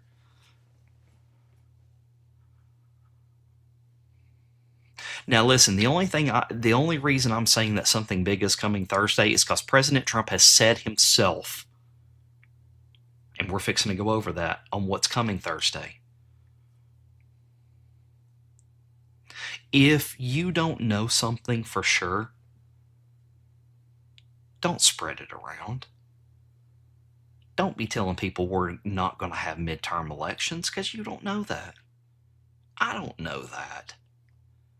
The only person that might know that is President Trump himself, and unless you have a direct line into his Oval Office, probably wouldn't be spreading that around, saying that we're not going to have elections or elections are going to be delayed. I'm just so sick of all this stuff, guys. It's killing our movement. Okay, I'm off my soapbox. Let's keep moving. Show me the money. An exclusive Treasury tour turns up some secrets. Let's watch this. Primetime got an exclusive tour of the Treasury Department. Watch. Mr. Secretary, tell us a little bit about the building. Jesse, it's a great building. This is the cash room. They actually used to have the inaugural ball in here when the country was getting started. And this is a house that Hamilton built. We've had some great Treasury secretaries. We had Hamilton. We had Salmon Chase, who financed the U.S. government during the Civil War. We had Morgenthau during the Depression and World War II. So it's a great building. And now we have Scott Besson. Now we do. Number 79. I always like to point out there have been 79 Treasury secretaries, only 47 presidents. So the job security is not as good. And you're right next door to the White House. We look over at the White House. Before the ballroom construction started, it was 4.5 minutes for me to get from my office to the Oval. Do you hear construction all day now when you're working? I hear construction in my dreams now, but I've never seen such fast construction. They start at 5 in the morning, they finish at midnight. Does the president ever say, Mr. Besson, I'd like to take some things from the Treasury Department and bring it to the White House? Well, in the Roosevelt Room, there is a beautiful painting of Alexander Hamilton that used to be outside my door. And Used to be. So the president sent over some beautiful gold gilting for my office. So it wasn't exactly an even trade, but for President Trump, it was pretty even. He usually comes out on top. Not usually, always. Always. What are we looking at here? These look exquisite. Yep, so these are the displays of our currency over the years. Some of it, like we used to have silver certificates. We used to be backed by silver, sometimes gold. And then in the 70s, we just went to what was called fiat currency, where you didn't have to keep gold or silver in the vault. If any of these are still outstanding, though, the silver or gold for them is at Fort Knox, waiting for them to be claimed if so needed. Have you visited Fort Knox? I haven't. People on my staff has. We're going to the Treasurer's office. The Treasurer has been to Fort Knox, and I am happy to say all gold is present and accounted for. The U.S. has the largest pile of gold in the world, over $1 trillion at current market value. And we're getting more gold from Venezuela, I hear. We're getting a lot from Venezuela. We're getting gold. These oil sales are going great. It's going back to the Venezuelan people. We have the Trump accounts. This is something very special, and it's for everybody, not just people with means. The Trump accounts, children born during President Trump's term, Treasury is going to seed them with $1,000, and then all other children, parents can open Trump accounts. Go to trumpaccounts.gov, form 4547. When you're filling out your taxes, you can do it either way. And I think this is one of the great social benefits for young people since the GI Bill. And Michael and Susan Dell are contributing $250 per account for children not in the top 20% of the income brackets and a certain age group. So everybody should open one. We've got a lot of philanthropists contributing, foundations, corporate matches. Micron announced a $250 million contribution for their employees. And I think we're probably going to have 23 states that are going to put the money in. So everybody should open one. We have to make sure Fox is doing a match. Oh, a triple match. Triple match. We're having a lot of babies. We want people to have babies during the Trump administration. Exactly. You can claim the 1,000. The vice president's done it. Chief of staff, the Caroline Leavitt. So Stephen Miller. Stephen Miller. So. You guys are very busy. We know what their hobby is.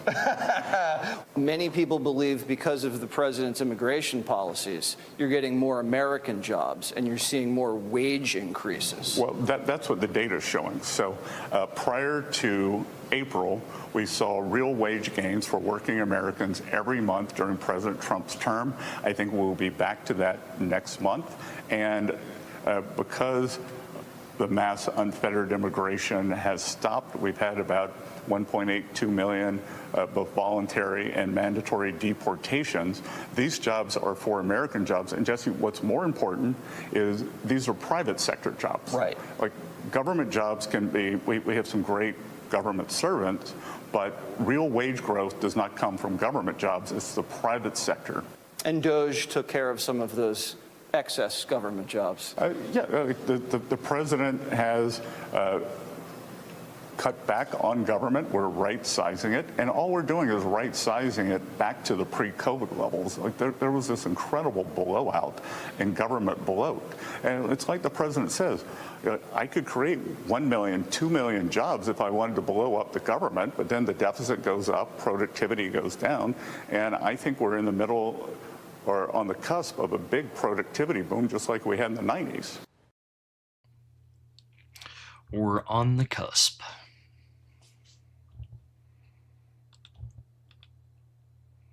So here's what I was talking about for Thursday. Oh, and real quick, guys, hold on just 1 second. I've been accused of being too harpy sometimes.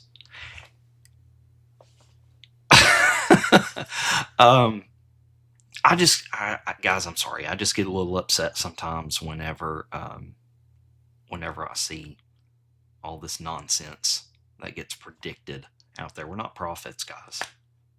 Been told that many times.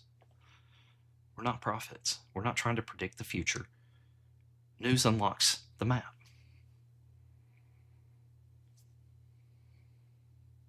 Yeah, a Dutch Rumbler says, to what?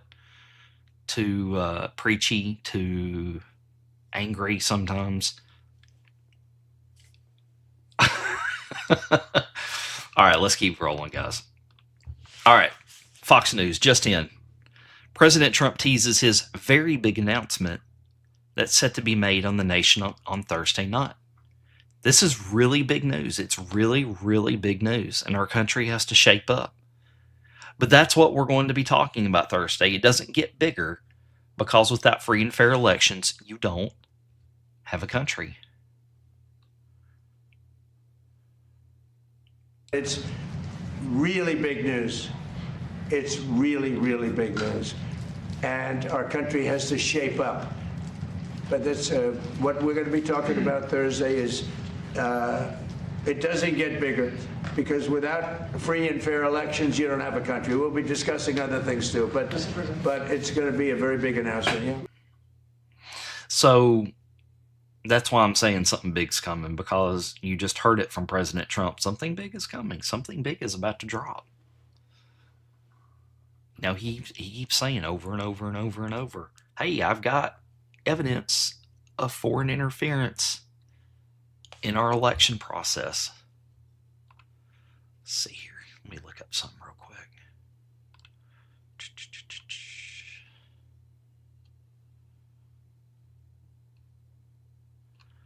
Man, did I not save that?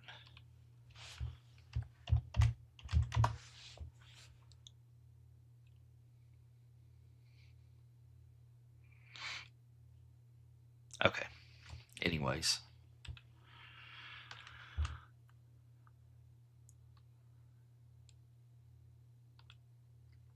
Just in, former Border Patrol Commander Gregory Bonvino comes out forcefully in support of ICE agents who are being slandered tonight. Your ICE agents, or as President Trump likes to call them, nice agents, are out there nationwide and especially in Maine. You're doing a great job. Never cower to the left or its anarchist rioters. Let's watch this clip. They are ready to prosecute and vilify those ICE agents. They're calling them terrorists, for goodness sake. They're ready to prosecute and vilify them right on the spot without having those facts. I saw that in Minnesota. I saw that in Chicago, Los Angeles. No matter what those ICE agents do, according to the Democrats, it's going to be wrong. And one other thing, Lydia, I'll say right now, I'll set the record straight for ICE. You ICE agents out there nationwide, and especially in Maine, fantastic job. Keep it up. You're doing a great job. Never cower to the left or the anarchist or rioters. Yeah, we're not buying the whole narrative that they're trying to see that these ICE agents are not doing their jobs properly. We just don't buy it anymore. We see it needs to be done.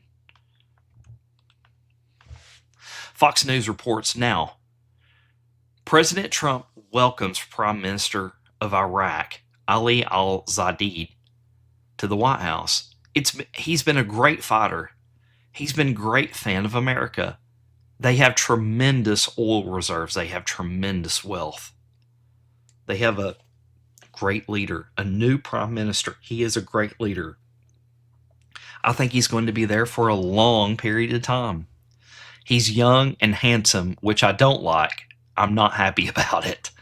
So before we start, I want to show you something before we start talking about Iraq. So if you didn't know, about 3 or 4 days ago, maybe a week ago, do you remember what happened in Saudi Arabia back in the day?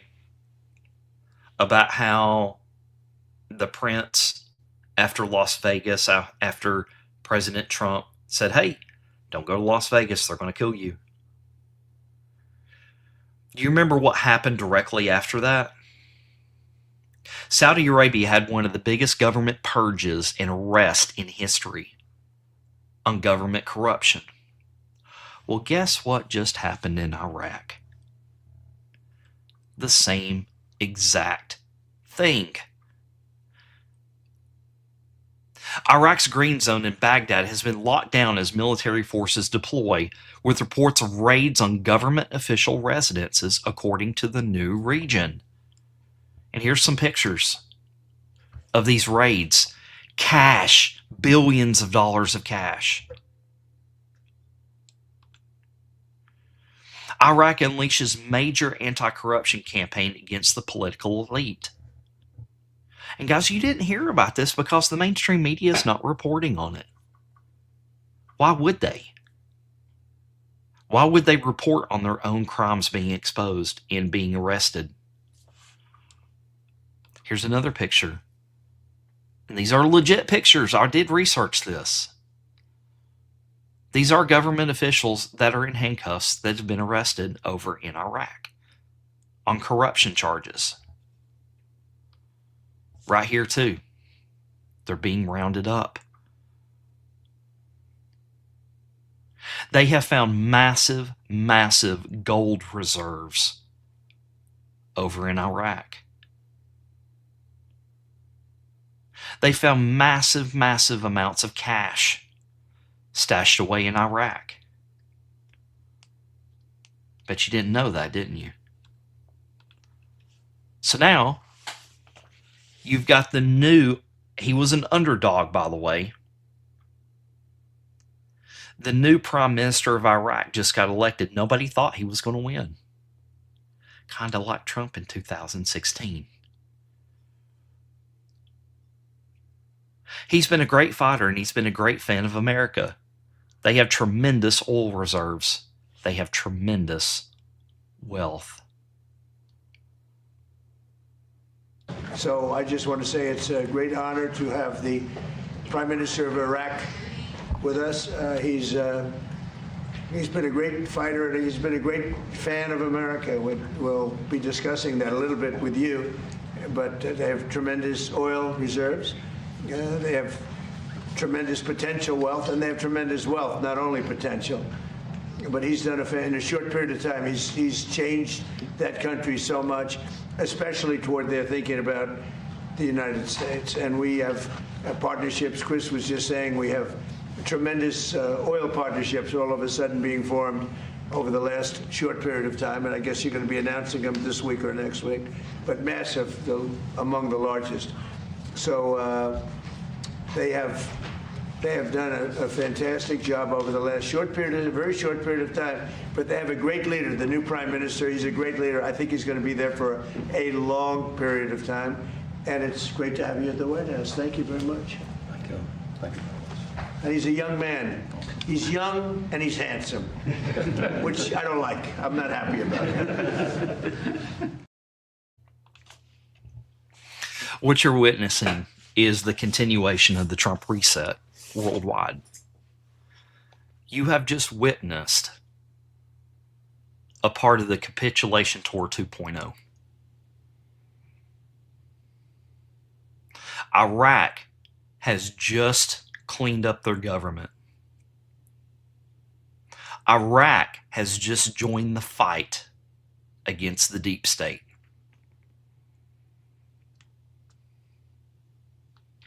Now watch this. MJ Truth Ultra reports, I told you, pay attention to OPEC. President Trump signaled today that his influence secured a key ally in Iraq, with discussions now turning Iraq leaving OPEC. OPEC operates as the energy's world cartel. Think London.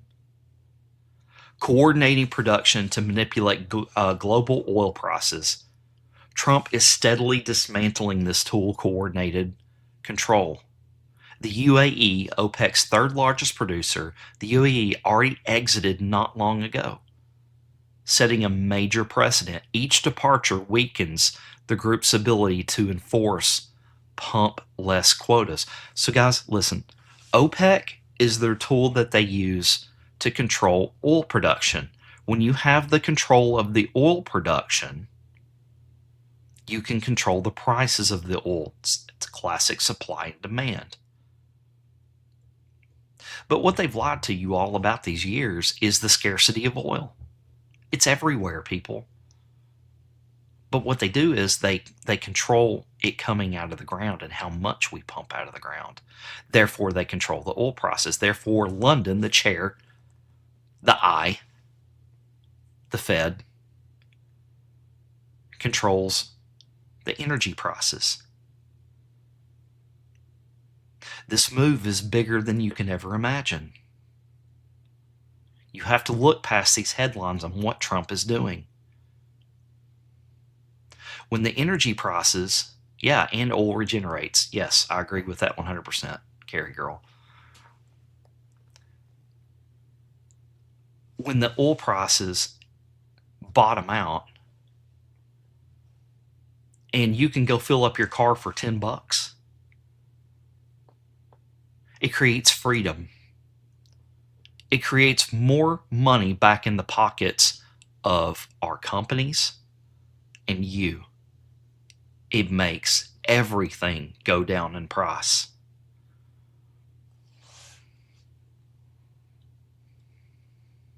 Can I ask you a bit about the meeting that you had today, and whether you discussed OPEC? There's been some reporting that Iraq is pushing for changes to OPEC, a larger share, and even that they might consider leaving it. Ask the gentleman right here, because here he is. Would you like to know about it? Are you considering, Mr. Prime Minister, leaving OPEC, or are you pushing for changes within it? And Mr. President, would you support this, Well, I support him. For changes? You know, I supported him very early I endorsed him, something I rarely do, but I've had great successes endorsing. You know, we just had Colombia, which was a big one. Argentina was a big one. We had many.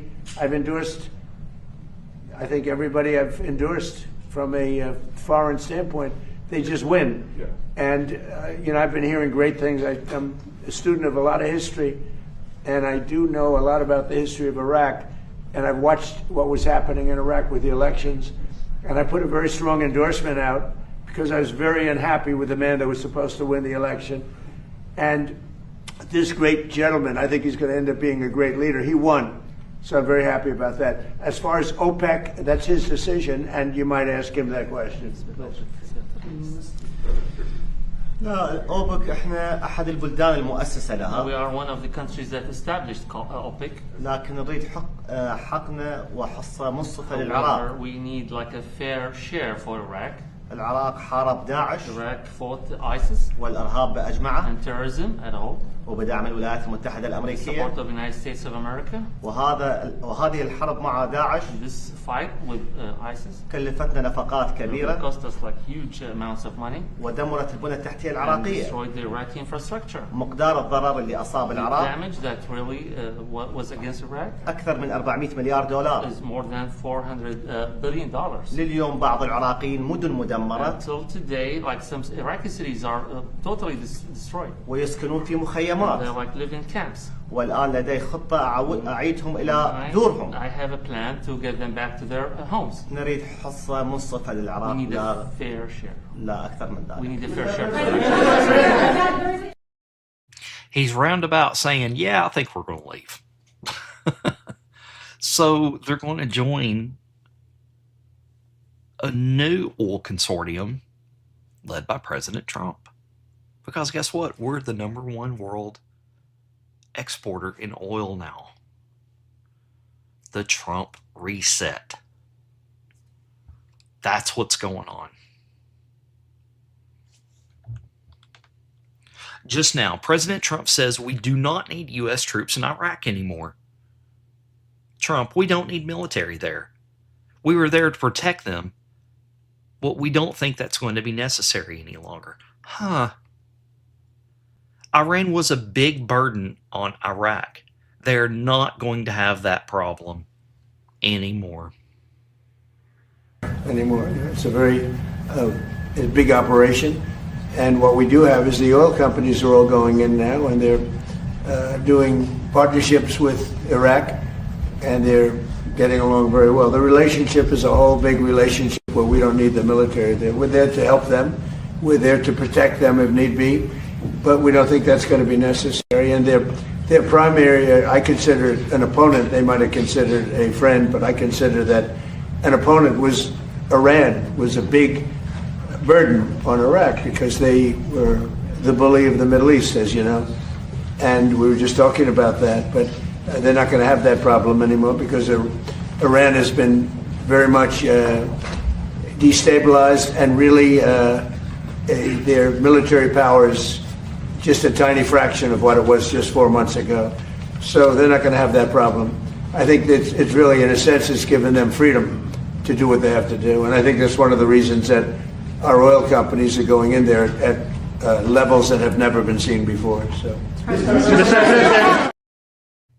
So basically what's going to be happening is that Iran, the #1 proxy for London over there to about their control and how they control prices and how they keep destabilization going in the Middle East, they're not going to matter much longer. Trump is collapsing them from within. Trump is collapsing London in on itself. You are witnessing the systematic destruction of the old guard right in front of your faces, if you can see it. Breaking, the House has passed legislation to make daylight savings time permanent nationwide, ending a twice-a-year clock change by a 308 to 117 vote. Backed by President Trump, the bill now heads to the Senate. If approved and signed into law, Americans would no longer have to change their clocks.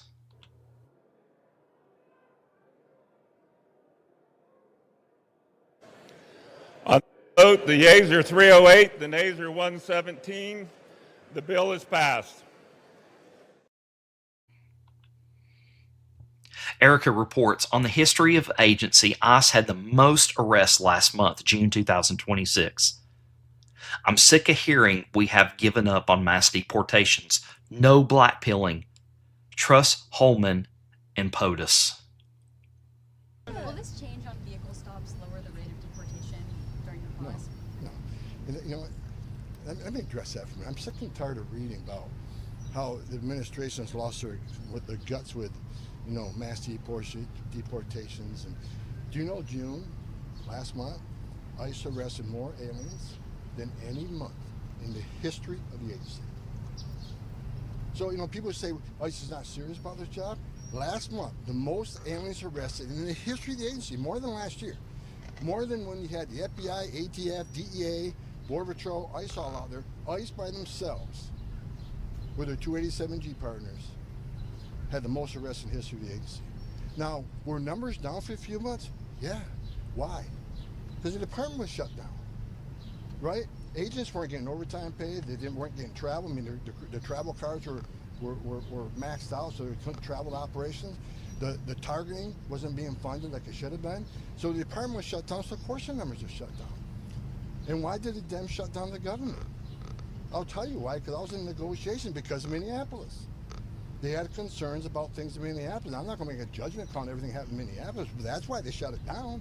Every question, everything they wanted ICE to change and Border Patrol to change, come back to operations in Minneapolis. So, bottom line is, once we got the funding, numbers are going through the ceiling, like President Trump promised Americans. Yep. It's happening every day, all over the place now.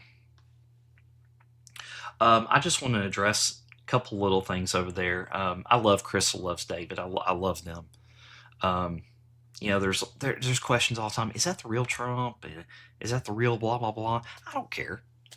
It doesn't matter. And I'm not falling for anybody for asking that. I mean, it's legitimate questions, and I get it. I believe that's not our role. We don't got to figure that out. Who cares? Our role is to carry out the plan. Our role is to red pill people. We don't red pill people by saying, oh, everybody's fake. I mean, it doesn't matter. It really doesn't. It has no bearing on the plan whatsoever. That's why in Truth or Media we kind of stick to facts and receipts, and we stick to the plan and we stick to the drops, because all that other stuff is just noise. It's just distractions, really. It's distractions to get you off course, to not talk about the stuff that we're talking about right here, about not talking about what just happened in Iraq.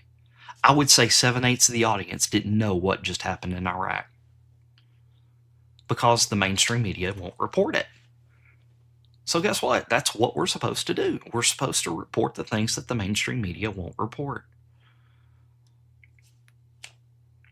I mean, that's why you don't ever hear me talking about that kind of stuff. I mean, I know some people on Truth or Media do. That's fine. I stick to the facts. I stick to the drops. And then all that other stuff is just kind of entertainment stuff. I mean, it's fine if y'all want to talk about that. That's okay. But when you ask me my opinion, I mean that's my response. Is it doesn't matter. It really doesn't. I mean, honestly. Okay, let's keep going. I love you guys, though. I love all you guys. I love all my people that think everything is fake. I love it. I love y'all. That's okay. We're all on the same team.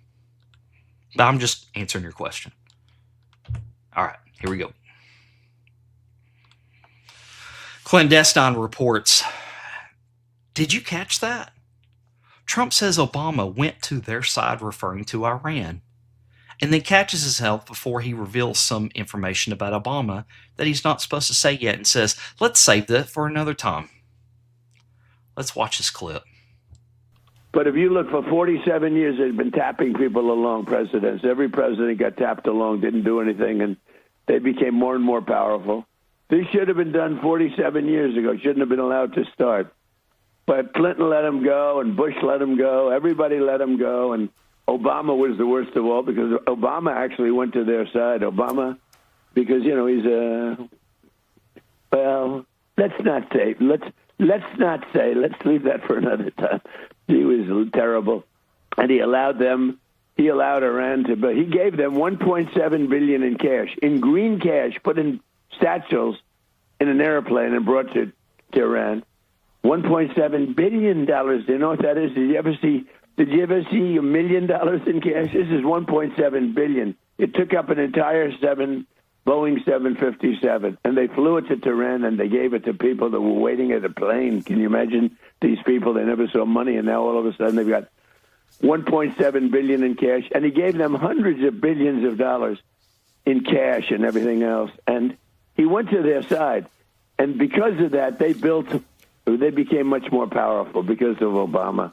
And Biden, who was the vice president, but he probably had nothing to say because he was not such a stupid person. But interesting. I think we're going to see a little bit more about that. So here's our final news story. Report: former special counsel Jack Smith investigative team obtained and reviewed text messages exchanged between officials from the first Trump administration and 44 members of Congress. This comes despite Smith testifying under oath that last December he did not spy on the Trump campaign.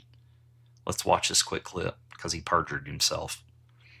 This a shocking new report alleging that former special counsel Jack Smith's investigative team read text messages between President Trump or Trump officials and dozens of lawmakers on both sides of the aisle during his probe into President Trump.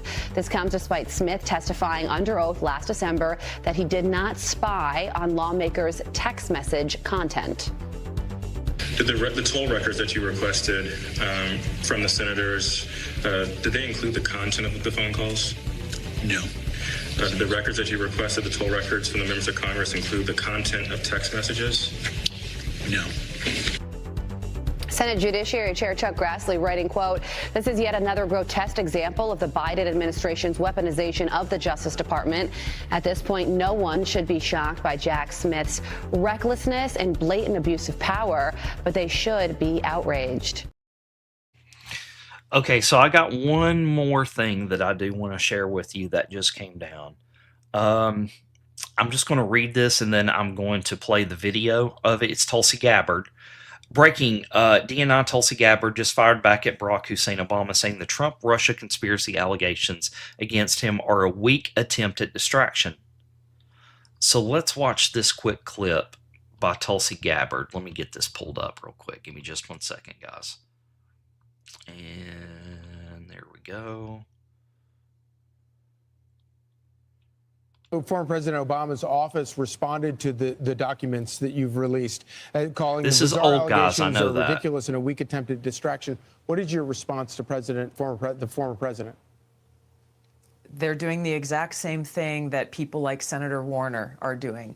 He was the head of the Intelligence Committee at the time. They would have to admit and actually address the details of their complicity in this, or their absolute failure in conducting the most basic responsibilities of, again, asking, where is this intelligence coming from? What are the sources? What proof do you have of these? There's a reason I'm playing of this this. high confidence assessment. Remember, John Brennan and James Clapper at the time assessed, and James Comey, with high confidence that Russia aspired to help Donald Trump win the election in 2016, when there was no credible intelligence that actually reported that. So President Obama's very carefully worded response that came from his office, again, deflects away from addressing any of the truth that was revealed. Right. Senator Warner refuses to speak the truth about how one of our whistleblowers came forward and approached his office numerous times about what had actually occurred, how he wouldn't go along with this fake intelligence manufactured report, was sidelined because of it. And guess what? Senator Warner's office wouldn't even give the whistleblower an email address to send his evidence of this, the treasonous conspiracy that we have now released to the American people. So the complicity, the deflection, and the silence of politicians, of the mainstream media, and of those directly implicated into this speaks volumes. All right. The reason I played that, it's old. I know it's old.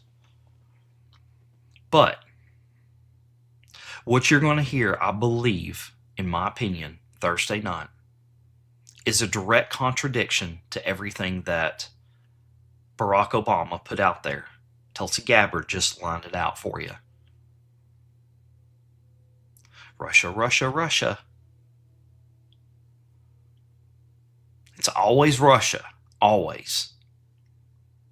But what you're going to find out, I believe, is that China was directly involved in the 2016 election. In Crossfire Hurricane. It's all going to break loose. That's what I'm telling you guys. Let's see here. Hey, Josh, real quick, go check Department of War CTO. Okay, let me check it real quick. Give me just a second.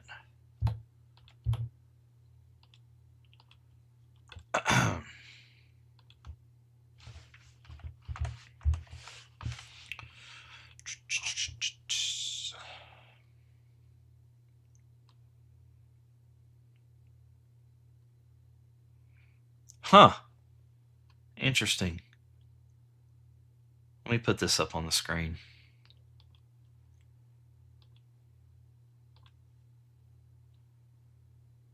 I'll decode it. Give me just a second. All right, so the Department of War CTO just posted 26 minutes ago, seeking forward deployed Patriots. Plan trusting engineers apply by July 17th. Patriot alarm. You see that picture right there? It says Patriot alarm.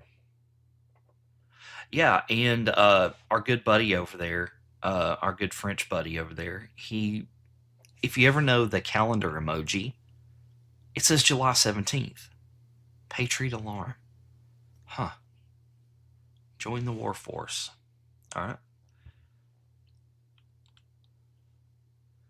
So mine displays in Central Time, so it's 9:50 a.m.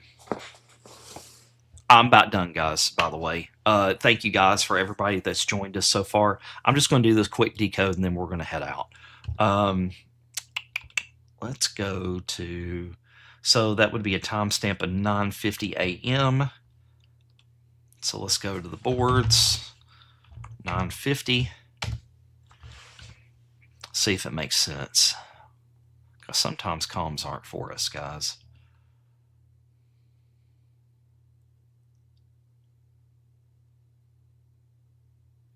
Trust Kansas.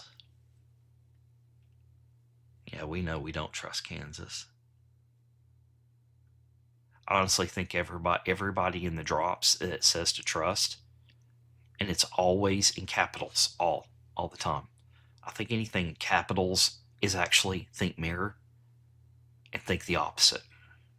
Not sure about that. It's just my opinion. So 9:50, I mean, I don't know. Maybe something's coming out about Kansas soon.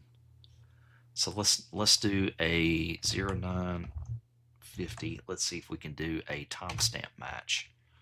So we do have looks like 3 timestamp matches. Flynn news coming.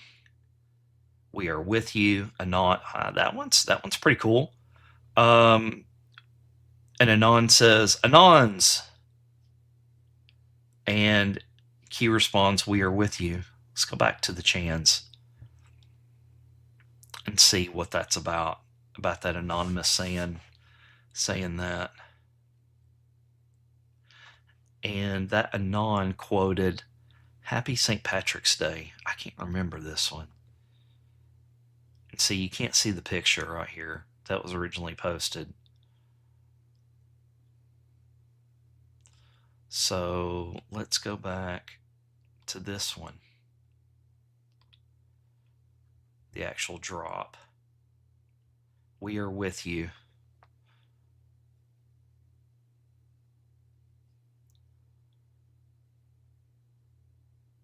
Huh.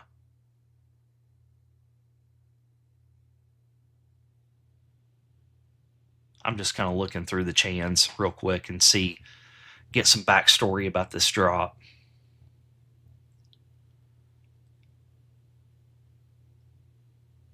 Okay, let me go back to the QAG.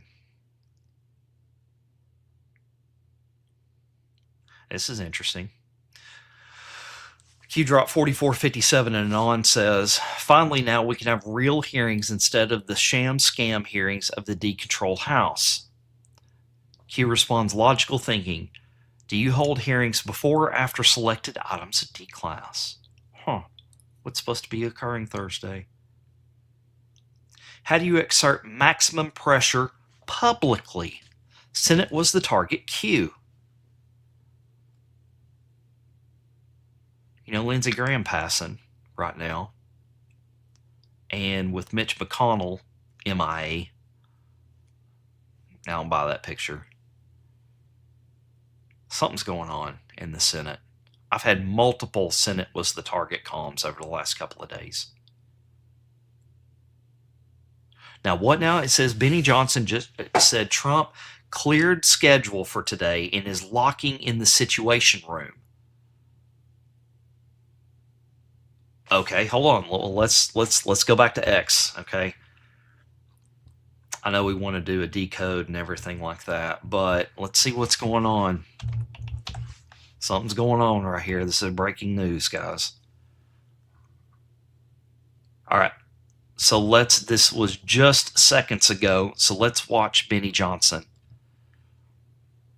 Therefore, I am recommending that you do say, I want you to live a safe and happy life. So therefore, I am recommending that you do not travel to the Persian Gulf for your summer beach vacation, particularly to the islands around the Strait of Hormuz, which are effectively no longer habitable based on what President Trump is currently doing to them with the United States military. You can see the process of absolute and total destruction and elimination, making these islands uninhabitable. Let's look at Greater Thumb, which right now is getting the thumb of the American military in its eye with an absolute devastating daytime destruction campaign that CENTCOM just launched and announced. CENTCOM morning rounds of strikes against Iran so that everybody can see it in the light of day. U.S. hit Iran in the daytime. CENTCOM said it hit Greater Thumb Island. This is just west of the Strait of Hormuz, and it helps Iran monitor the strait. We've been watching the systematic destruction of Iran's... What did he just say? Military airport. This would be an Air Force airport for the Iranian military where they could launch weaponry, where they could shoot at ships. Qasem Island was effectively brought back to the Stone Age this weekend, and Kish yesterday was attacked. This was a massive military base for naval support, aviation, Strait of Hormuz proximity, and conflict target, significant military and strategic value in the Persian Gulf. So what Donald Trump is doing is he is systematically dismantling and destroying all military capacity for Iran to control the Strait of Hormuz. Big success for the U.S. forces. 5th Naval Region headquarters in Bandar province, Iran, was completely destroyed in today's strikes by the U.S. forces. More than 30 missiles in the compound, critical to infrastructure, neutralizing its total and complete operational capacity. They're just sitting ducks. They have no ability to respond to any of this. And so the U.S. military is just eliminating Iran's ability to launch any offensive weapons from their shoreline. President Trump is going systematically taking out island after island. In Kish, they took out the power plant and the water plant, making it uninhabitable. So you will no longer be able to use the ladies' beach right here or the men's beach right here. So too bad if you're into segregated beaches. The footage coming out of Iran right now is, well, devastating. You can see some of the new footage released today from CENTCOM, just hunting fish in a barrel at this point. And it has been a devastating series of strikes. And I think it's going to get much, much worse. President Trump announced or has been reported to be in the Situation Room currently. Right now, Trump has convened a Situation Room meeting in order to review broader military campaign against Iran. The meeting took place after 3 consecutive days of CENTCOM strikes targeting Iranian military capacities around the Strait of Hormuz. So just destroying these islands. The U.S. naval blockade of Iranian ports is set to take effect. In an interview with Fox News, Trump said that he would hit Iran hard in the coming days, warning that if Tehran does not negotiate, next week comes the power plants and the bridges. So let's go ahead and look at this report. Here it is. President Trump held a Situation Room meeting to discuss massive offensive in Iran. Will be a wider in scope than the first strikes around the Strait of Hormuz, 3 sources with my knowledge said. So Trump Situation Room meeting, massive strikes incoming. Who was in this meeting? It was Pete Hegseth, Raisin Kane, J.D. Vance, which is nice to see, Stephen Miller, Dan Scavino, and other top officials and aides. Marco Rubio was also there. So, ladies and gentlemen, things are getting extremely, extremely serious, especially as other Gulf states join in. The UAE is now bombing Iranian proxies, and the Saudis are now also bombing Iranian proxies. You can see here, this is a Houthi missile launcher that got completely and utterly destroyed yesterday by the United Arab Emirates in a bombing campaign. And this is the Saudi Royal Air Force bombing airports in Yemen. So they're effectively degrading all capacity for there to be force projection from the Iranians. The U.S. launches another wave of strikes against IRGC. In the morning, Iranian state TV threatened the U.S. by airing propaganda video of a missile storage facility. The same facility has now been struck and destroyed by U.S. airstrikes. Reports indicate massive escalation, 500 missiles fired at Iran. So I want to say something real quick. I'm on QAG and I'm searching bridges, okay? We'll come back to this. I'm just stopping it just for a second.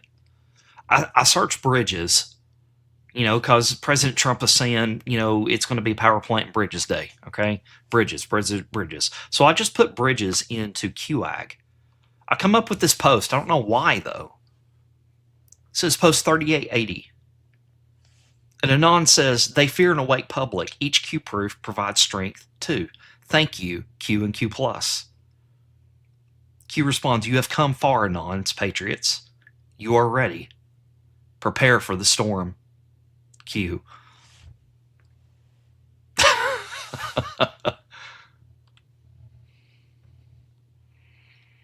Hold on just a second. Let me get past this ad.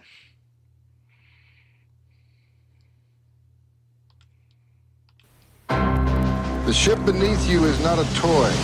Sailing's not a game. So why the hell do it? Bill's character, Mr. Preston, of which you are in desperately short supply. They came from different places. And this Ocean Academy isn't recognized as accredited. It'll be a good thing, Dad. They sailed for different reasons. I don't want to be what I was when I left. There you go. Anonymous. But there was only one way. We'll do it together. I can't. Climb! To survive on his ship. I will challenge them, and they will come together. Become a team. Where we go one, we go all. Because where he was taking them... What are they doing? Claiming their place in the world. Could not be measured in miles.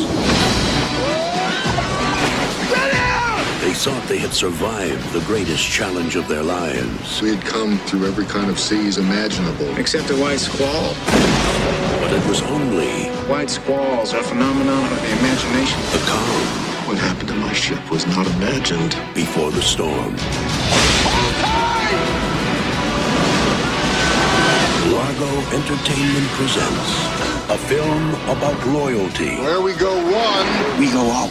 Discovery But we're a crew. That's what this whole thing is about. and courage. Don't you walk out on this, Skipper, you don't! Captain, they're only boys. We listened to you, we believed you, they're much more than that, sir. and we are still here! Jeff Bridges in a Ridley Scott film. White Squall. Based on a true story. Wow, wow, wow, wow. Huh. I just find it interesting that I search Bridges and that pops up. You have come far, Anons, Patriots. You are ready. Prepare for the storm. Q. Interesting. Iran, and major fires reported across Tehran. The situation is rapidly developing. So this is very interesting. Strait of Hormuz traffic risk deepens despite slight rise in crossing. Vessel activity through the Strait of Hormuz increased slightly yesterday, with 21 confirmed crossings recorded, according to marine traffic data. Commercial traffic accounted for most of the movements. Now, this is very interesting because Iran said the Strait of Hormuz is closed. So they say the Strait of Hormuz is closed, yet there's 20, 30 ships going through it. That's not, there needs to be hundreds of ships going through it, but that's very interesting. The security deteriorated further. Additional attacks off Oman were verified, bringing the reported total to 56 confirmed incidents. So not great. But you can see that there's some traffic through the Strait of Hormuz. Who knows what is happening behind the scenes? But maybe Iran is relenting. We don't know. But the daytime strikes on these islands, I mean, the reason why ships aren't being attacked is because Kish Island here, Greater Thumb Island here, and Qasem Island here are all massive naval bases and military bases for the regime. And this, I think, is actually something that we haven't talked about enough. This is Bandar Abbas. Okay, so this is the city of Bandar Abbas. And this is the main naval repair station in Iran, right here. So there it is. And what happened at this naval repair station? Well, you saw this week that for the first time, a one-way suicide boat drone was floated straight into that base. 3 different ports were completely destroyed. Some of them with active military submarines on them. Look at this. And while this footage is amazing, and we have played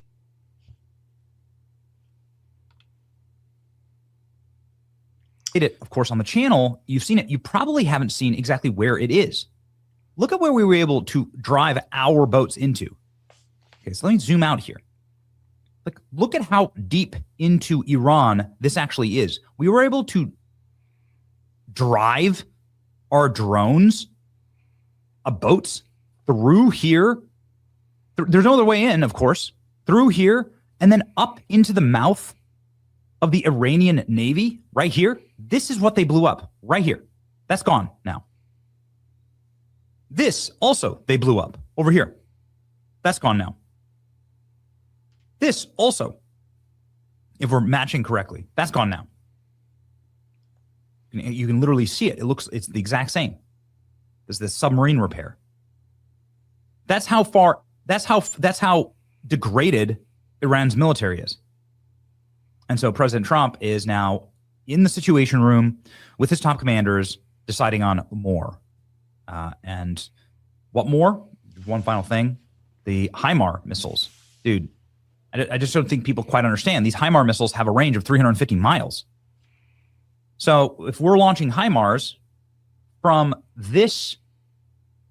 here, from the UAE, Qatar, Bahrain, Kuwait, These are where HIMARS are being launched from.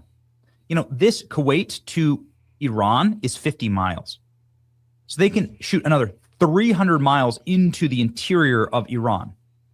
These are mobile, ground-based missile systems that can move. You can't target them. It's really it would be impossible for Iran to actually get their hands on them. And you can launch them, of course, without putting any American lives at risk, because you're launching them here safely, and then you just drive the truck right back into the mountainside.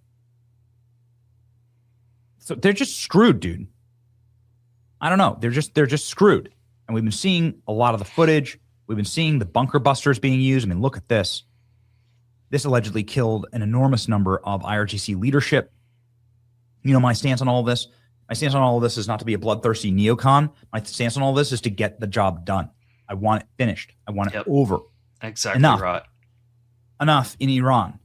And sometimes you have to speak the language of the natives. And if the language of the natives is as much pain and suffering as possible, well, I suppose that's the war that we're in. I don't like it, but it is what it is. And so if you got to finish the job, finish the job. It's your boy Benny. Like, share, and subscribe.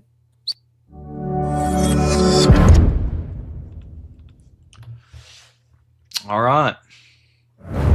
We're getting some crazy, crazy stuff going on right now. So President Trump has locked himself down in the Situation Room. FBI posting about Southern District of New York. Okay, let's look at it.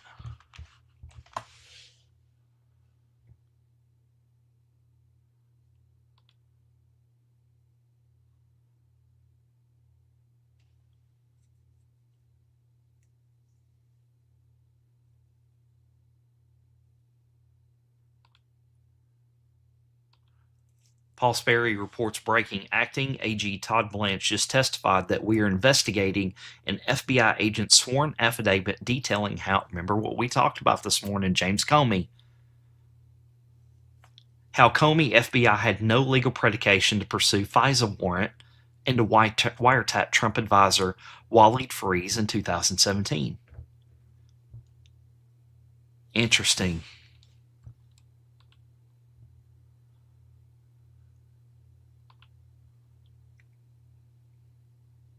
White House is getting pushback from big three TV networks over carrying Thursday primetime address live by AOC and Dems, claiming Trump's going to rehash baseless, there's that word again, baseless conspiracy theories on 2020 election rig stolen even though Trump promises really big news, flanked by both CIA and FBI chiefs bringing receipts. Blackout media biased. Huh. I'm just spitballing here. What if when Trump goes to deliver this address that there's some kind of media blackout, that nobody wants to carry it?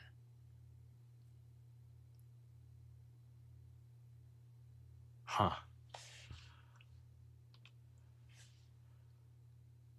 So I'm just kind of, let's see here. I want to go to the FBI. There we go.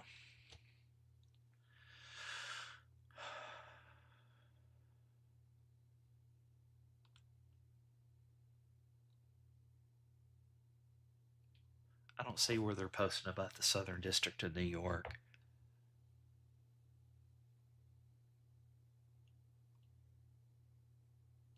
Okay. I'm going to scan through X real quick just to make sure. I tell you what, let's go to here. Let's go to my news list. Seems like there's a lot going on right now.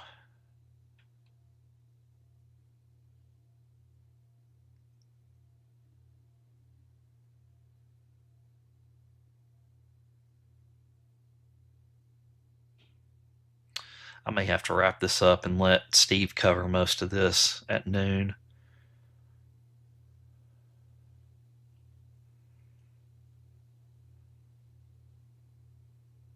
Okay.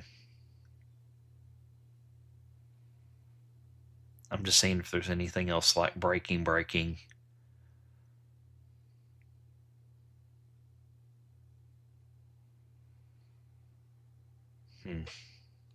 I know there's a big push against this address tomorrow night.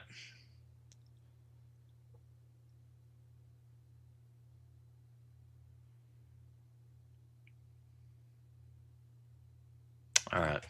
I think I want to wrap it up, guys.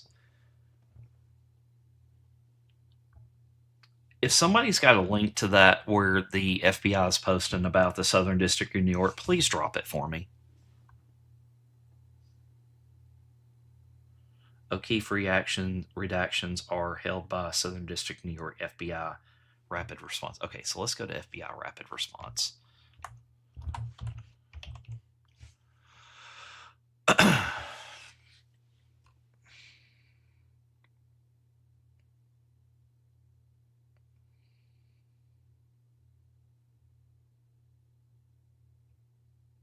Huh. Okay, so FBI Rapid Response says, let me enlarge this. It says the material Mr. O'Keefe wants is under seal in possession of the Southern District of New York via court order, not the FBI.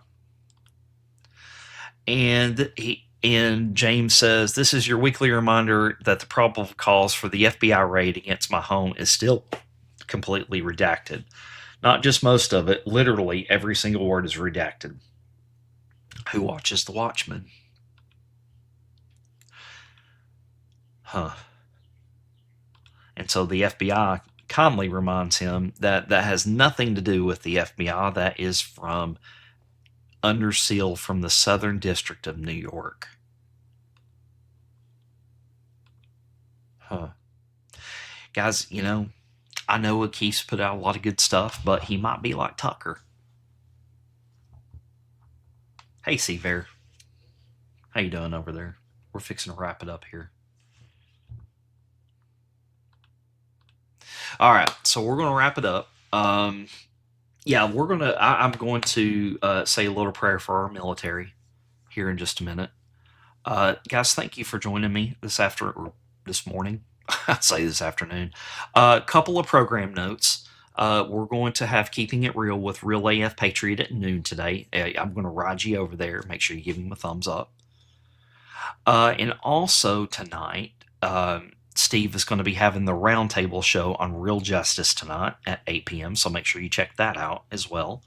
And again, that's 8 p.m. on Rumble or X or Pilled on that. And the big development is we're going to be having Tracing Justice tomorrow. Or not. Yeah. Thursday is tomorrow. Yeah. We're going to be having a huge roundtable with most of Truther Media. And what we're going to do is we're going to talk a little bit before the president comes on with his address.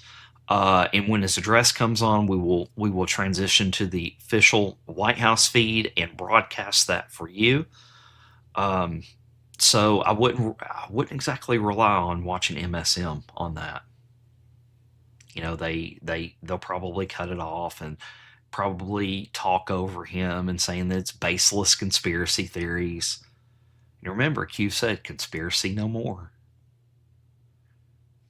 So, yeah, it's coming. So tomorrow at 8 p.m., join us on Tracing Justice. If you need the links for any of the shows on my platforms, just go to tracingjustice.com or truthermedia.com, as we are a part of the Truther Media Network.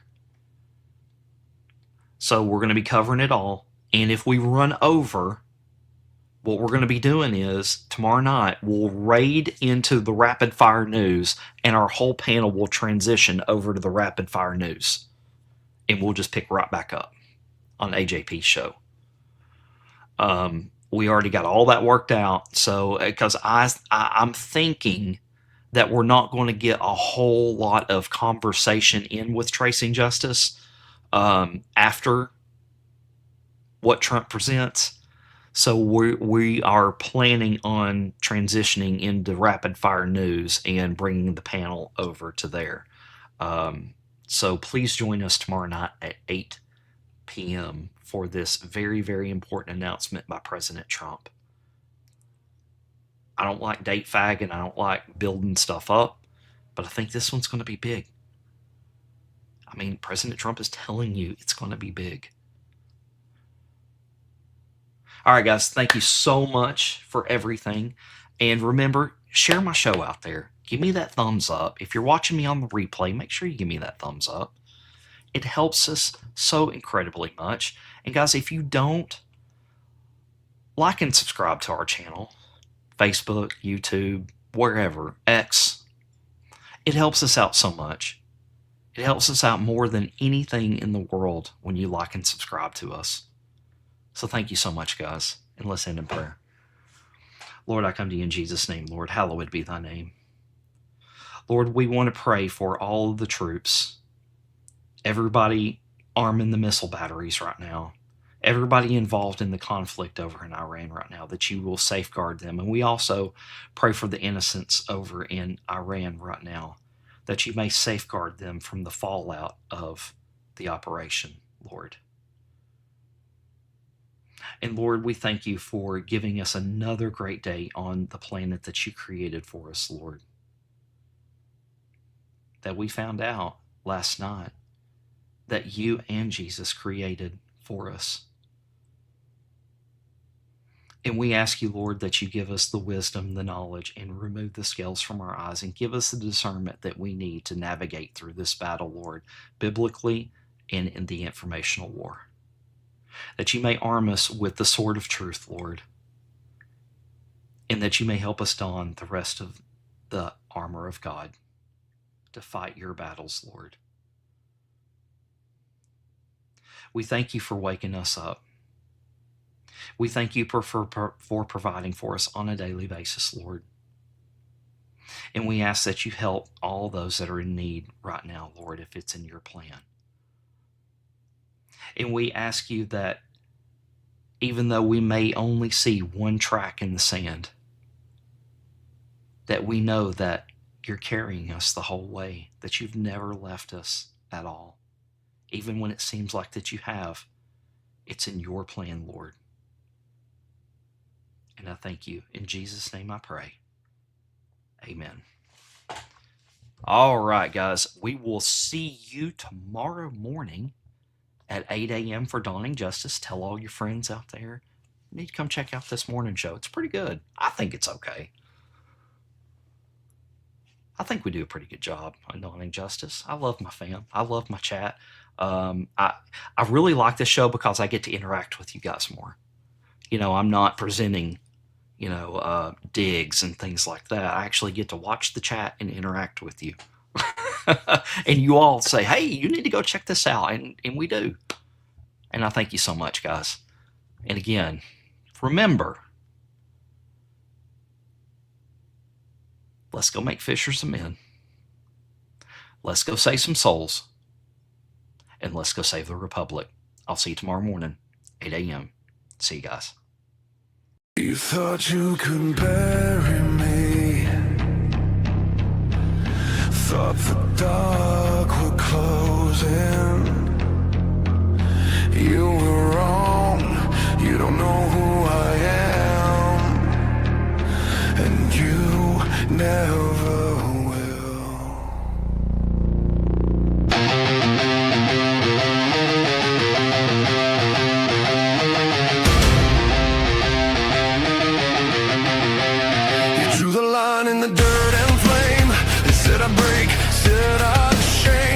but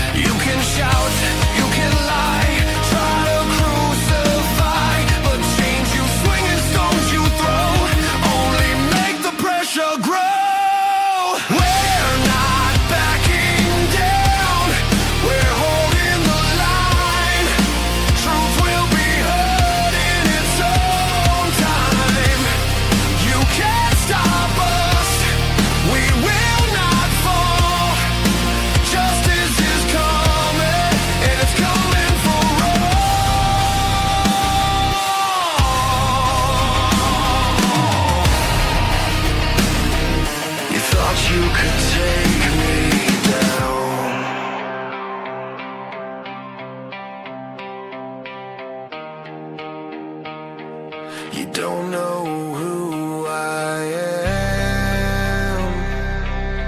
I don't stand alone.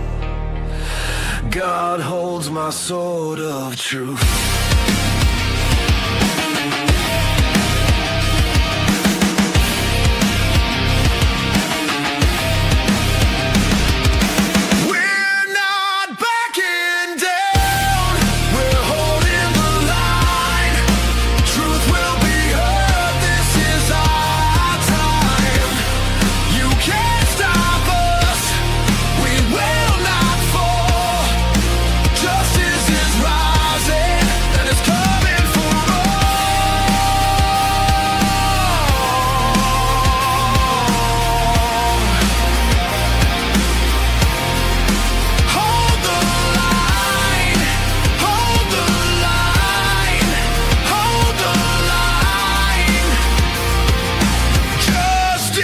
Cometh back.